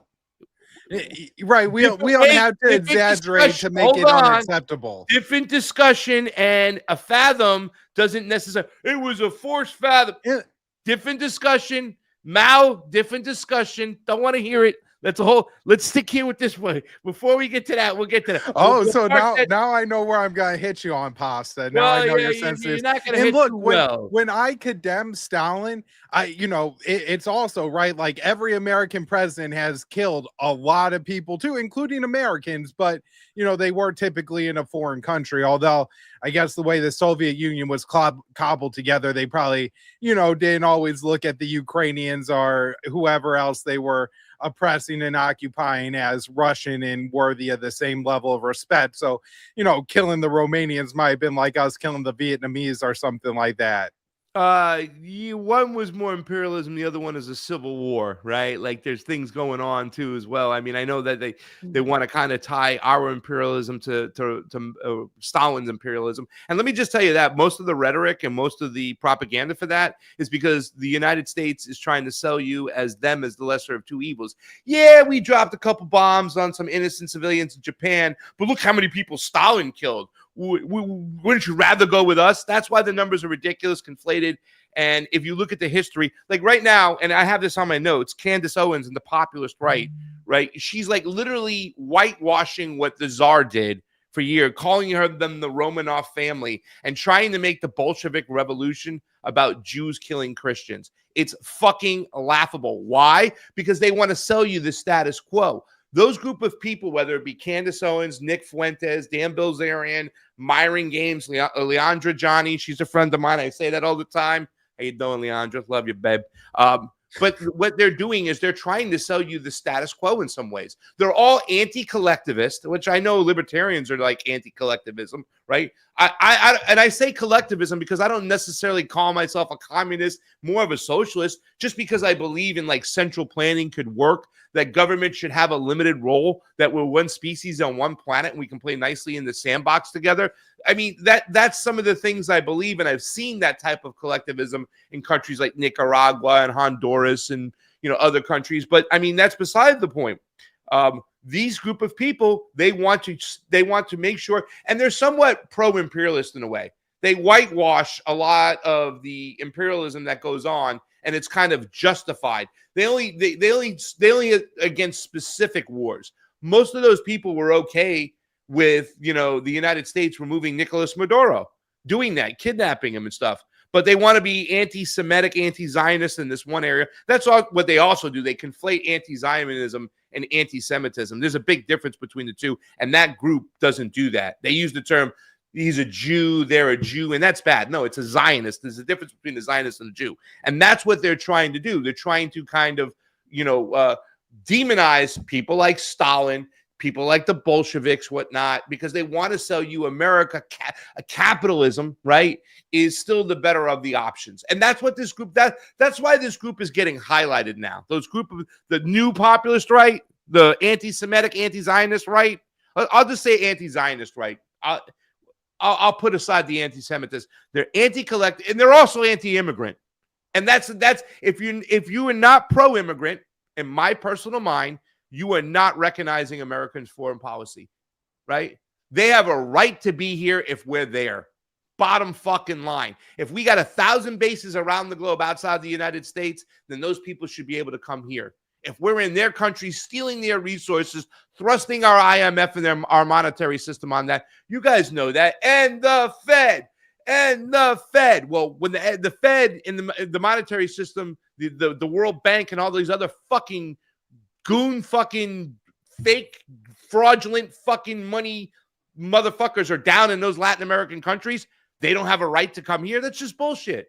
That's bullshit. So when you see those other countries, and I don't believe what happened in Russia as soon as the Bolsheviks took place, and the Bolsheviks took power because the Tsar had the conditions were so bad, the country wasn't modernized. There were fathoms going on all the time. But when there was a fathom under Stalin, all of a sudden it was his fault. He did it on purpose.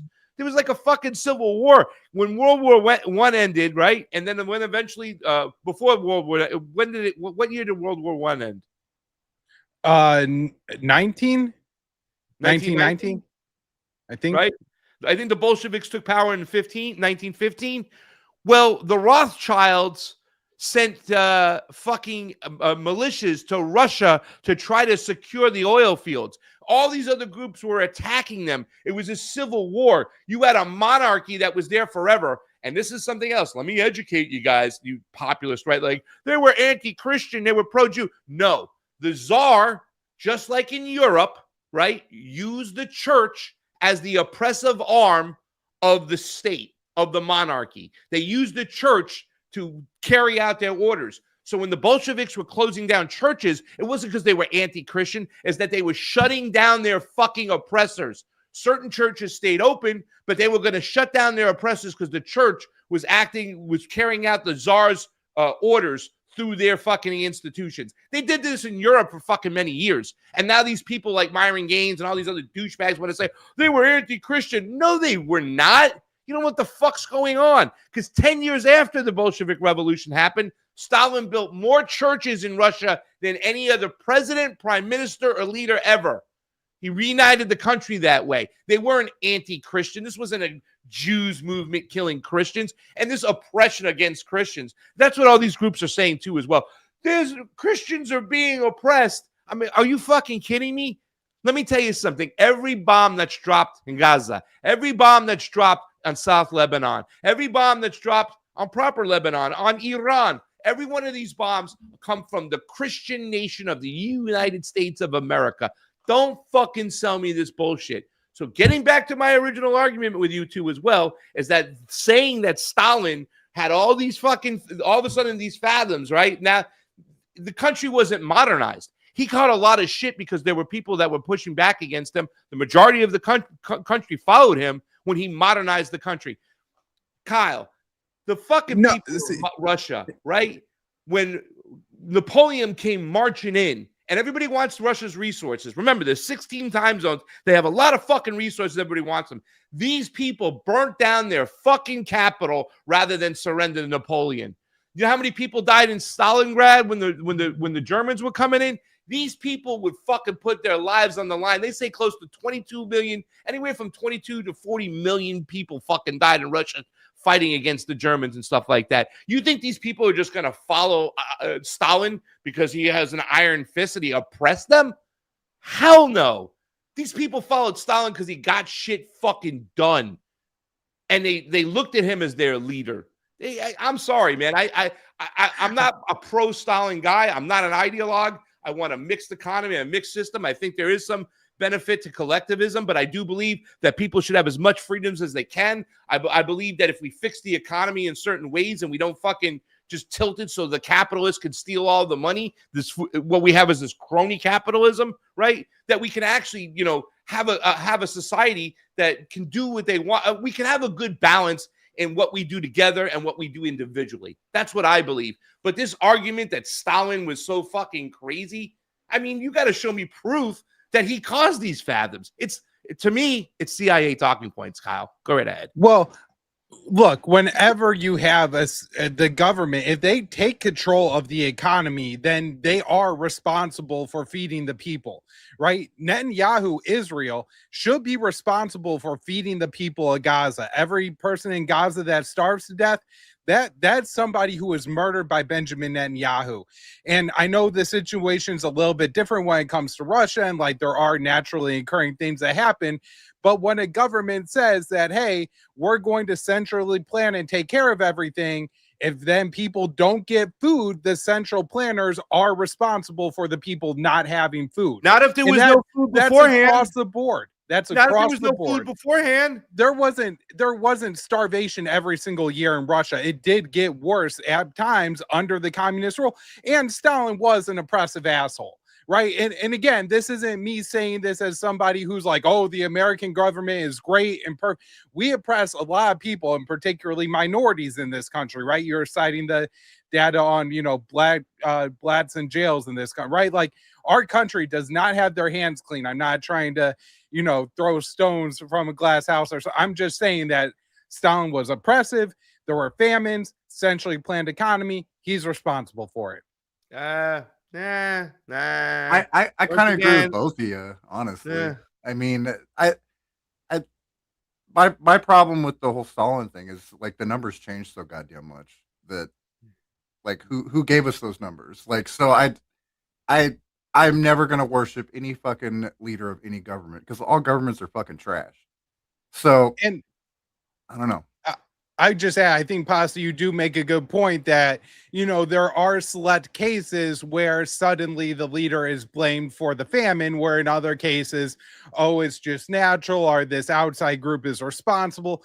And, I think at that point, you could say it does become propaganda in a way, but I don't think we could just, dismiss the crimes that Stalin committed because it's weaponized propaganda against him. And I think somebody in the chat corrected me. 1917 was the end of World War I.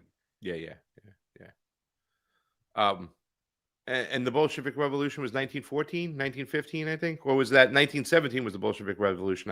We can get them mixed up. That 1917 might be the Bolshevik Revolution, not the end of the war. We got to figure that. It's around that, we didn't get it as bad as Candace did on Jimmy Dore's show when she's like talking about the late 1800s. That's bad. And I hear you. And look, and Rim said Christians are being killed. It's more than just more than just oppressed. It's not the fault of any particular religious or even nation. Yeah, but what I'm trying to say is those people in the populist right, back again to that the new populist right, whatever. The Candace Owens, the Dan Bilzerians, those groups, they talk about Christians being murdered and slaughtered, whatnot, too, as well, especially at the hands of the state of Israel. But they're okay with these Christian fishermen getting bombed in the Caribbean and Venezuela. Our actions in Venezuela against so many Christians and Catholics all the time. We don't care, right? Mostly the people that we talk about, the immigrants coming across from the North Triangle are Catholic. They're Christian. What about the oppression to there? I mean, Nick Fuentes was even said, like, I think Venezuela is a country we probably should invade. We should probably take it over. Like, I mean, that's their fucking attitude. So be consistent across the board. And I don't think it's so much about religion. I think it's more about geopolitics and why they're killed, what areas they're in. You know what I'm saying? If it's beneficial, the leader, whatnot, their system. I believe the socialist, communist, capitalist mentality comes more to play when it comes to who we're bombing, right? More than the religion. While we're here, and I'm glad we can agree to disagree. And I do agree with Josh. Like the numbers just get out of hand. It's like 5 million, 10 million, 20 million, 30. And I don't know. Once again, I think when you're talking about Benjamin Netanyahu and the Israeli government throwing people into a concentration camp out of their home into an area in Gaza, that's different than a country that was not modernized, that the monarchy took it over, it had it for so long. They spent all these monies on wars and none of the money on the people, to the point where the Bolshevik Revolution is because there were military men walking around giving us peace. There were farmers who had their land taken away from them, couldn't grow crops on it because the Tsar and the monarchy wouldn't let them. They would say, give us land, right? And then you had peasants, and this is what it was. It was a peasant revolution, walking around saying, give us food. Well, they all joined together and they marched to the capital and they took the whole fucking place. It was a peasant revolution. And the reason why it is downplayed, and the reason why Stalin is downplayed and the Bolshevik Revolution is downplayed, Mr. Anzalone, is because the elites don't want you to ever believe that there could be a class revolution. And that's what's pissing me off more than anything. That's why the news about, Stalin being all bad and this and that. Okay, fuck, right. There's going to be some shit going on. There's going to be a form of a civil war. The monarchy was controlling it for years. It was an industrialized country, and he industrialized it quickly. Quickly, he did. And that caused a lot of fucking pain and suffering and whatnot to get that done. But he changed the country and the landscape forever. You know what I'm saying? But that's the reason why I believe there's so much talk against it. And I get the libertarian point of view where they're against all fucking governments, kind of what Josh said. And I get that. That's part of your DNA. But as an American, I think we should clean our own house first, worry about our stuff, and don't listen to the rhetoric. And to me, I still see that as a peasant revolution where it was a class war, and of different races, religion, colors, whatever. They all came up together and said, fuck you to the monarch. The way Candace Owen is talking, and she has her tweet out there, I'm here where the Romanov family was killed. I'll pull it up in a second. Like the Romanov family. Nicholas Tsar is now the Romanov family. They were the fucking monarchs, you fucking I mean, come on. They also murdered the children there. So, there were like legitimate crimes. I get it. But you're talking about an oppressive fucking monarch that was killing and slaughtering people every day in the fucking streets. They were I'm starving. Just saying, 100 years later, you could mourn the death of a 10-year-old little girl without, you know what I mean? Like, you could acknowledge like the bad. And look, I'm not defending Candace on this particular point. I will say, I do think, compared to maybe like Marlon, the Brazilian guy, Dan, whatever his name is, and Nip Fuentes, who are far more selective of what wars they oppose. Candace seems to be pretty hardcore on the anti-war track right now. So I at least give her that. She seems to just not like the U.S. government killing people, which I think is a good position to have. A good start. But I agree with you when it comes to the other 3 or 4 you mentioned there. Yeah, but once again, if you're believing this rhetoric that the Bolshevik Revolution is about Jews killing Christians, there's a lot more information against that show the Bolshevik Revolution is a peasant revolution pushing back against the monarchy. There's a lot more authors who write books about that. Then you're selectively choosing this area right here to say this is about Jews killing Christians, and you're actually whitewashing some of what the monarchs did. You know what I'm saying? I'm sorry. That's just, to me, that is borderline anti-Semitic because you're choosing to believe that. I mean, I'm sorry. Why do you believe that? And like I said, we could probably argue and talk that. And she promoted Trump. She supported Trump. Now, when this situation goes sour, no. Like I said, they are there because, and I don't know if Candace is a Fed, but she could be a paid propagandist. She used to run Oracle commercials on her shows. Right? You know what I'm saying? Her husband, that kind of thing. Nick Fuentes, what he got away with at the Capitol. You know what I'm saying? That makes you question. Dan Bilzerian, that fucking guy, his father was a Wall Street fucking goon that got away robbing people. And then all of a sudden, this dickhead comes around and he's promoted by Instagram at the top. And he says he made all his money through poker. Bullshit. Dude's working for the fucking state. And this group is there to say, okay, they're there to make sure the narrative isn't changed. That once again, American empire is still the lesser of two evils. They're pro-capitalist, lesser of two evils. And we don't have a true capitalist system. We can argue that. But by them supporting the status quo of this capitalism, they're supporting crony capitalism. And they're there to make sure that if that happens, all those people, that they're still controlling the narrative. It's not what we want. We need to go full-fledged. We need to oppose exactly what's going on. They just want some things changed. They want to blame everything. They almost play America as a victim. America is being held hostage by the Zionist Jews, the Jewish supremacists. That's bullshit. We're not a culprit here. Like, we're not accomplices walking hand in hand with the fucking Zionists. Smedley Butler, war is a racket. There's more than just Zionists making money off these wars. Fucking Pepsi makes a shit ton of money. Coca-Cola makes a ton of money when a sailor's got to crack a Coca-Cola in the Gulf because they charge the state $6 a fucking Coke. No.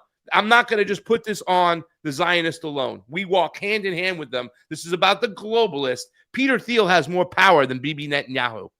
He definitely has more fucking reach now. I feel like they do this because if this ever goes to the fucking Hague, we need some kind of deniability as a country.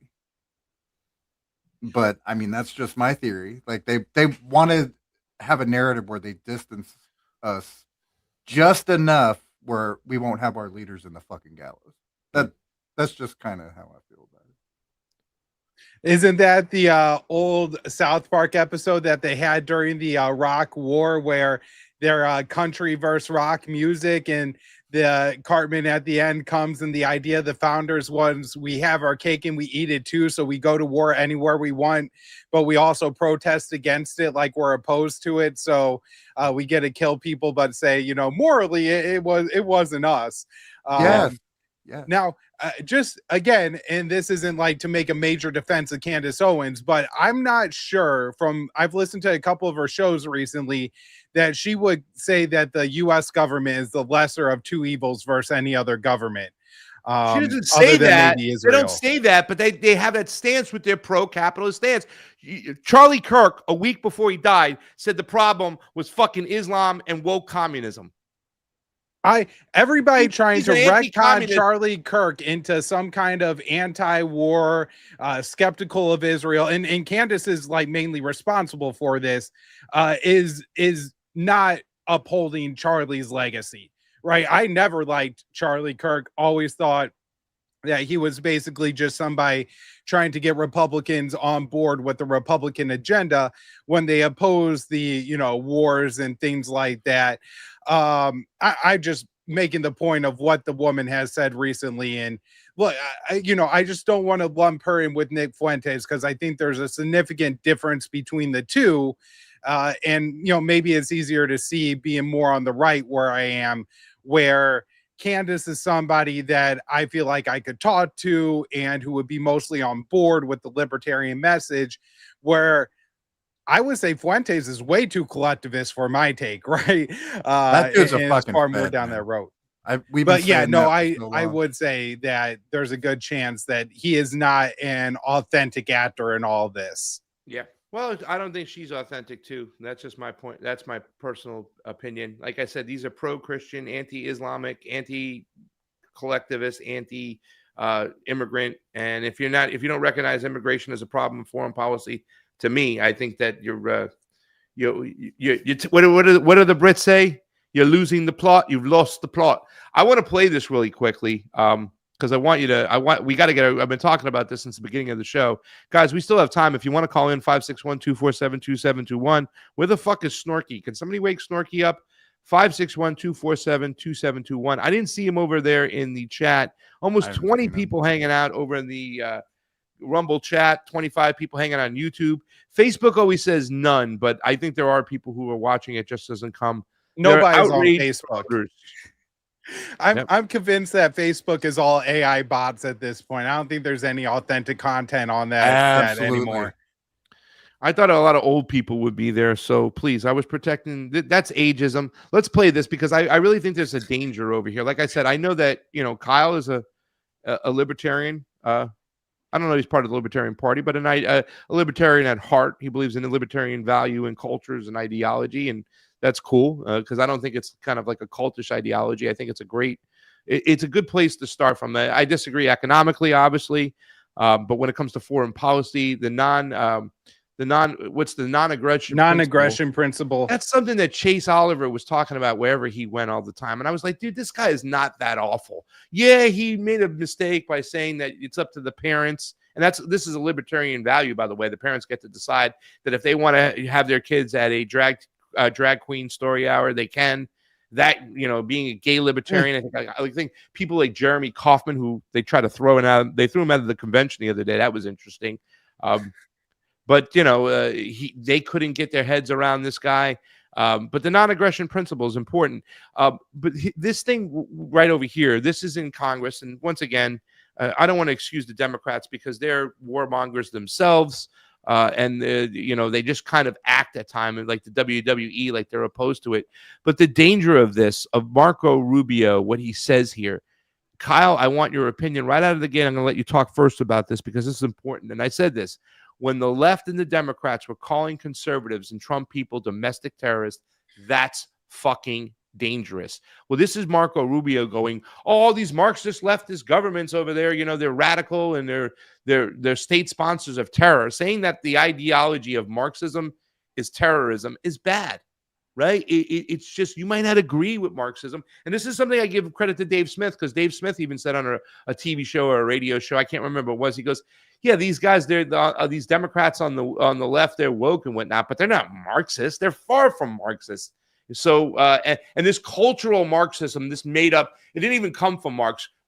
Marxism is a workers' movement. It's about the proletariat. You could disagree about it, but it's mostly about labor. The cultural shit was created on a campus years after Marx was dead, killed, gone, whatnot, and it was created by Trotskyites, where they got involved with the culture and all this other. It's not Marxism. It's something that the CIA has used to their benefit to throw on Marxism as a whole, because they don't ever want workers to have rights. Take a listen to this. This is in Congress the other day. You're listening to or watching Drive Time with Pasta Kyle and Sleepy J.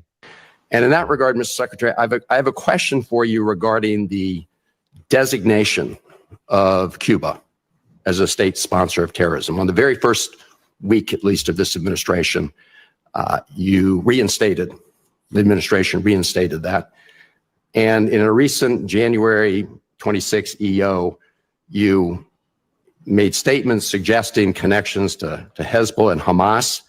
The previous administration did a thorough review with the intelligence community and concluded that there was no evidence that Cuba was engaged in ongoing state sponsor of terrorism. Did you find new evidence to support that conclusion?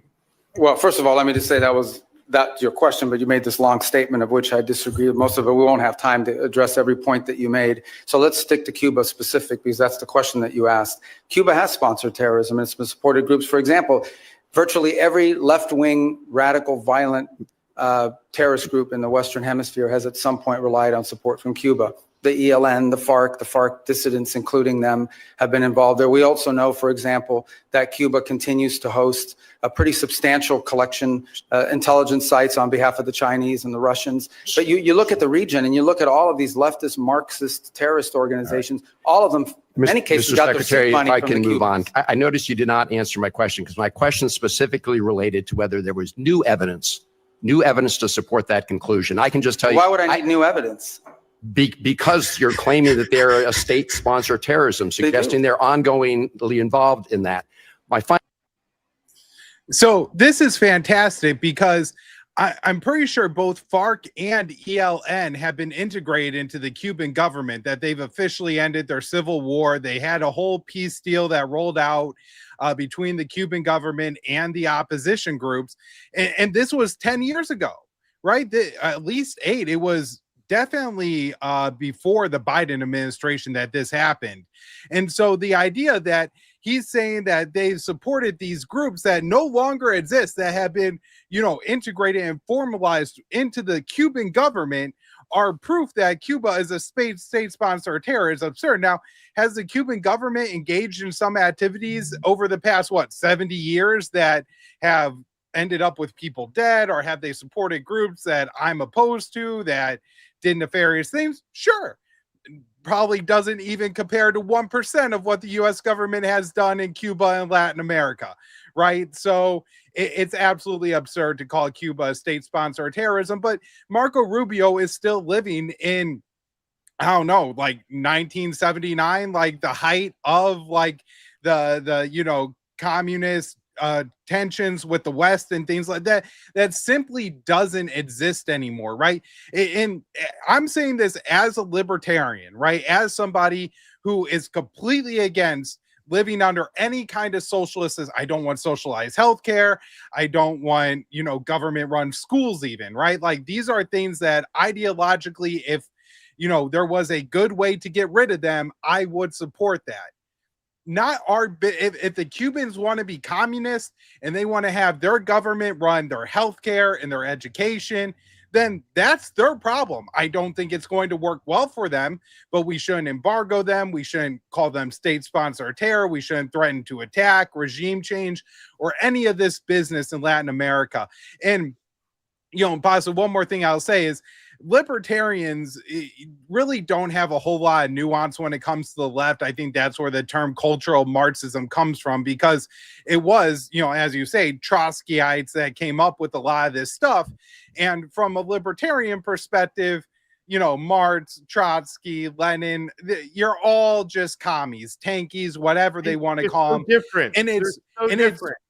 And it's really unhelpful. And I think it would be good for libertarians to understand the difference, because if we do, we understand who on the left we could actually work with, and how to speak to people on the left in these different camps to like get them more on board with more of our libertarian ideology. I feel like a lot of people who say, hey, I'm not a Marxist, I'm not a Maoist, I'm not a Stalinist or anything like that. Like, those people are actually, they're really good on civil liberties. They're really good on foreign policy. They're really good. They agree with libertarians on police. Like, we could spend like 10 years in this country undergoing reforms that Pasta and I agree with, and improve our situation a ton before we ever even had to start arguing about, okay, now how are we going to handle regulations in the healthcare field? Are we going to just, nationalize the healthcare system and get rid of the insurance companies? Or are we going to go the deregulation route? There's so much in this country that's wrong that, there's a lot that we agree with in these camps that, if we just took the things that me and you agreed upon, we say, we'll leave the healthcare thing. It's unfortunate. I understand that the current healthcare system has a ton of problems that's unacceptable, but if we could just end the wars, end the drug wars, give the American people back rights, then the situation in this country will improve so substantially that maybe it'll mitigate some of the problems with the healthcare system. Even if healthcare is crazy expensive, if there are ways for people to make money, right? They don't need a state certificate in 200 hours to learn how to get registered to cut hair or something absurd like that, then people might have enough economic footing that they could tolerate a poorly functioning healthcare system.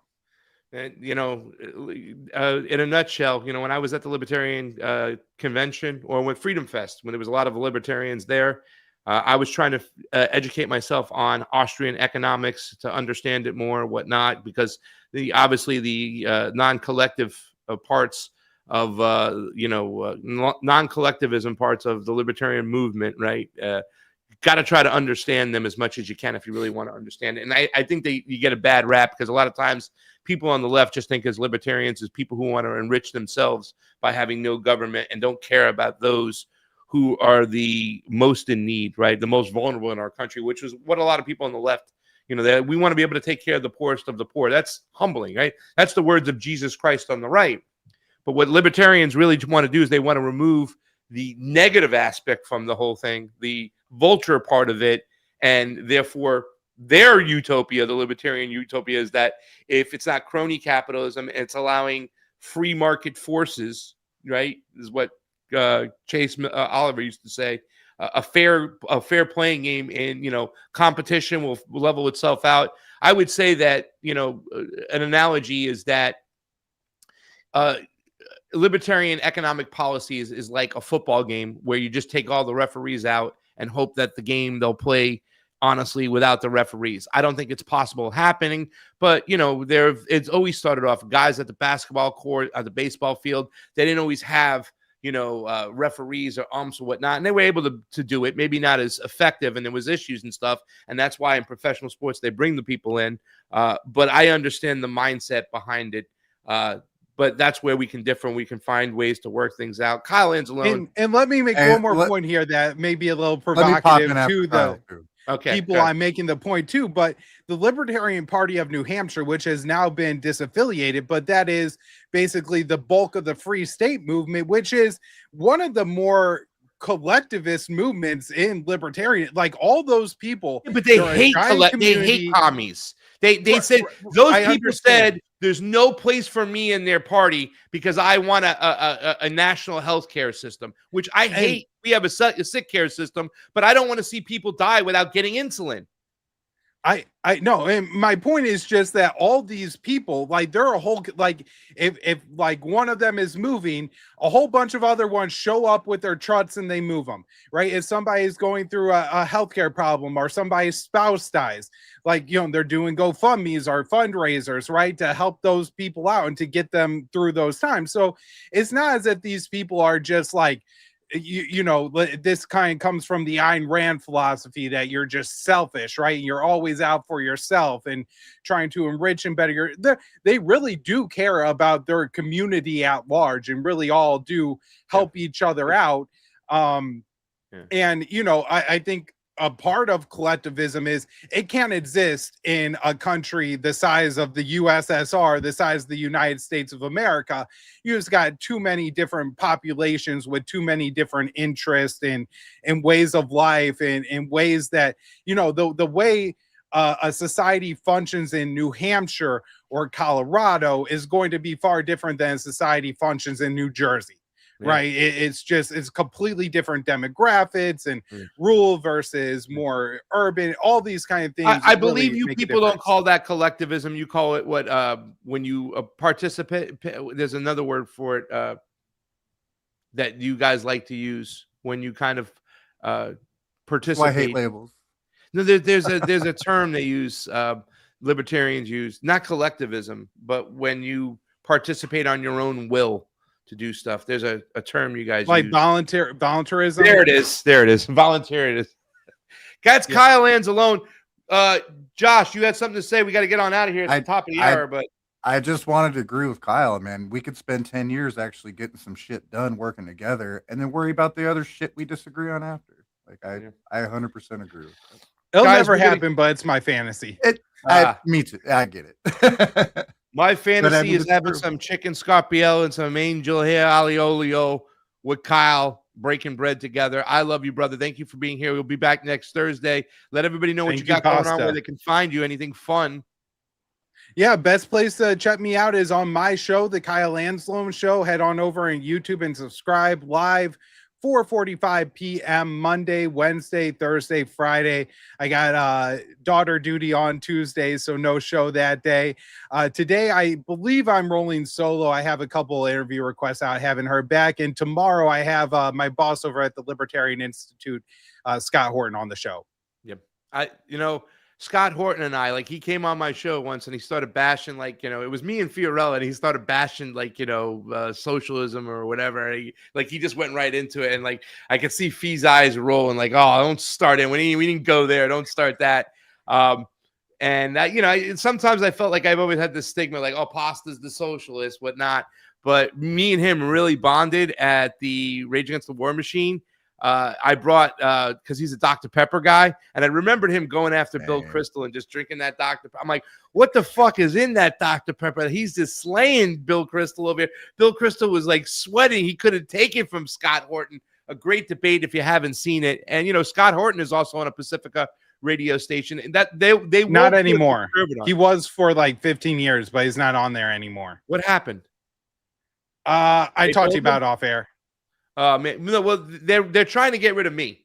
They're trying to. I can tell you right now. I can feel it. Like they don't want me around there. And I was so surprised that Scott was there for a while. We'll talk about it off the air. It wouldn't surprise me, but Scott, I gave him some Dr. Pepper jelly beans and some popcorn or something. Like I found it was something cool. I just wanted to throw something out there as an olive branch to say, hey man, because I was at that time I was really pushing to make that connection between libertarians and anti-war leftists like myself.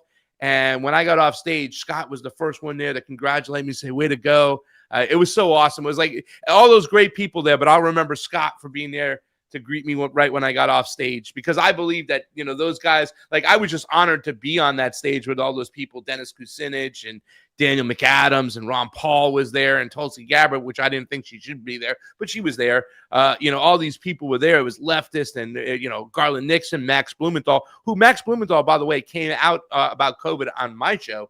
Because that's where we were. We were ahead of the curve there. That he came to my show to say, "Hey, Pasta, you were right about this. Can I come out on your show?" Absolutely, Mad Max. But Kyle, you see him, you love him. Thank you, Kyle, for coming on. Thank you, Pasta. We'll see you next Thursday, and you have a good one. Don't bag on Stalin so much, okay? Take it easy. We love you. Peace. All right, guys, let's cue the music. I want to thank Snorky, by the way. Sorry, my phone has been jammed with my scammers trying to take my SS money, your Social Security money. They should be taking your fucking Social Security money. That's awful. Thank you for the super chat, Snorky. Call in tomorrow. We're going to need you. It's Friday. We're going to need your juice. Tomorrow, Andrew Zigman will be there. You can put the music on, but leave it not so loud. Rolled Whiskey. Don't forget about them on June 17th at Boston Johnny's. You can go hang out over there. Have a good time. Listen to Rolled Whiskey. It's a fun band. All my friends are in it. I love those guys. They're amazing. And Miguel Santiago is the lead singer who called in today, really sparking some great discussion. That's what this show is about. We only had 2 callers today, but it feels like we didn't have a second to lay off, and the time went so fast. I want to thank you guys for coming in and joining us Monday through Friday from 8 a.m. to 10 a.m. Eastern time. We will be doing this.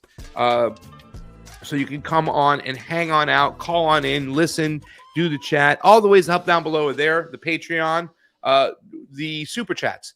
And like I said, this will really help me and Josh out and all the other producers. I can give them a few bucks here and there every time that you guys give us a few bucks to do this. I try to spread the wealth as much as we can. And that's something I told Josh. I said, Josh, let's build this from the ground up together, me and you. Come on. We'll have help. We do. Gabriel Freedom in the fucking chat the whole time, throwing out the information. Thank you so much. Fred Edward jumping in. Anna Ringwald, where are you? You got in late. At least I didn't see you. You didn't say anything. Excuse me. But to all you people out there hanging out, Snorky, we love you guys. So let me do the closing monologue because it's very important. I love my closing monologue. It's so important to me. Here we go. And go Knicks. Knicks won game 1 by 10 points. If they won by 11, I would have won $600. I made a crazy bet, a small bet, but it would have been big if they won one more point they needed from them. But it's okay. That's not important. What's important is that the New York Knicks, the Villanova Knicks, Jalen Brunson, the guy that's on this shirt, you see that guy? He is just amazing. And it's such a great story because he's the underdog. He was the 33rd pick in the NBA draft, and he put the team on his shoulders and said, let's go. But everybody, they got a team, and it's a bunch of character guys, and that's why I really love this team, and I'm rooting for them, even though I know, guys, it's bread and circuses. It's to distract us from what's really going on. But that's what we'll do. We'll do our due diligence here in the morning so we understand. We stay educated. We stay up to what's going on. I can see right off the bat, when Snorky calling in, Miguel calling in, we got an educated audience here. And we can share a lot of knowledge and information. And I love it when Kyle's on. Every single show that Kyle has been on, it's been a great conversation, right? And that's what we need to have. We need to have these big boy conversations. What he said about Stalin, what I said about Stalin. And once again, I don't have a Stalin t-shirt or a tattoo on me and whatnot, but I want to look at the conditions the way they are. And a lot of times I think the rhetoric about Stalin and the numbers that go crazy are to sell you. And I believe that's what this new populist right, the Candace Owens and all these other people that I'm talked about, the Nick Fuentes, the Myron Gaines, Dan Gilzerian, they're to sell you the status quo of capitalism is still the lesser of two evils. Communism is bad. Immigrants are bad, right? You know what I'm saying? Wokeism is bad. This is still the way to go. Let's just free ourselves of the Zionists so that we can go back to being the same old America we were. That doesn't work for me, okay? But that's that. Listen, closing monologue, here as we go. As we wrap up today's show, let's take a moment to reflect on the importance of diversity of thought and the peace we can cultivate with our neighbors. In a world that often feels divided, it's our differences that can actually bring us together. Every unique perspective, every story shared enriches our collective experience and fosters understanding. Remember, it's okay to disagree. It's how we handle those disagreements that truly matters. Let's embrace dialogue over debate, compassion over conflict. When we listen to one another, we open the door to meaningful relationships. By engaging with our diverse communities, we can find common ground and build bridges that promote peace. So I encourage you, reach out to someone with a different viewpoint, share a meal, have a conversation, a cup of coffee, or simply listen. Let's create a ripple effect of kindness and understanding in our neighborhoods and beyond, because sometimes conflict can often bring resolution. Hey, thanks for tuning in today. Remember, together we can celebrate our diversity and pave the way for a brighter, more peaceful future. So until next time, keep the dialogue flowing and that peace growing. For Josh Sleepy J on the ones and twos, Gabrielle Freedom in the chat, producer style, doing what she does, Fred Edwards and everybody else that's in that chat, Miguel Santiago, I love you. Who else called in today? We had Miguel and we had Fred. Thank you so much. Thank you to Sleepy. Thank you to Kyle Anzalone, the Big Ragu, the Libertarian Institute, antiwar.com, here on Thursdays as a co-host. Listen in, tune in, watch in tomorrow. Andrew Zigman will be with us. Until then, I love you all. Peace.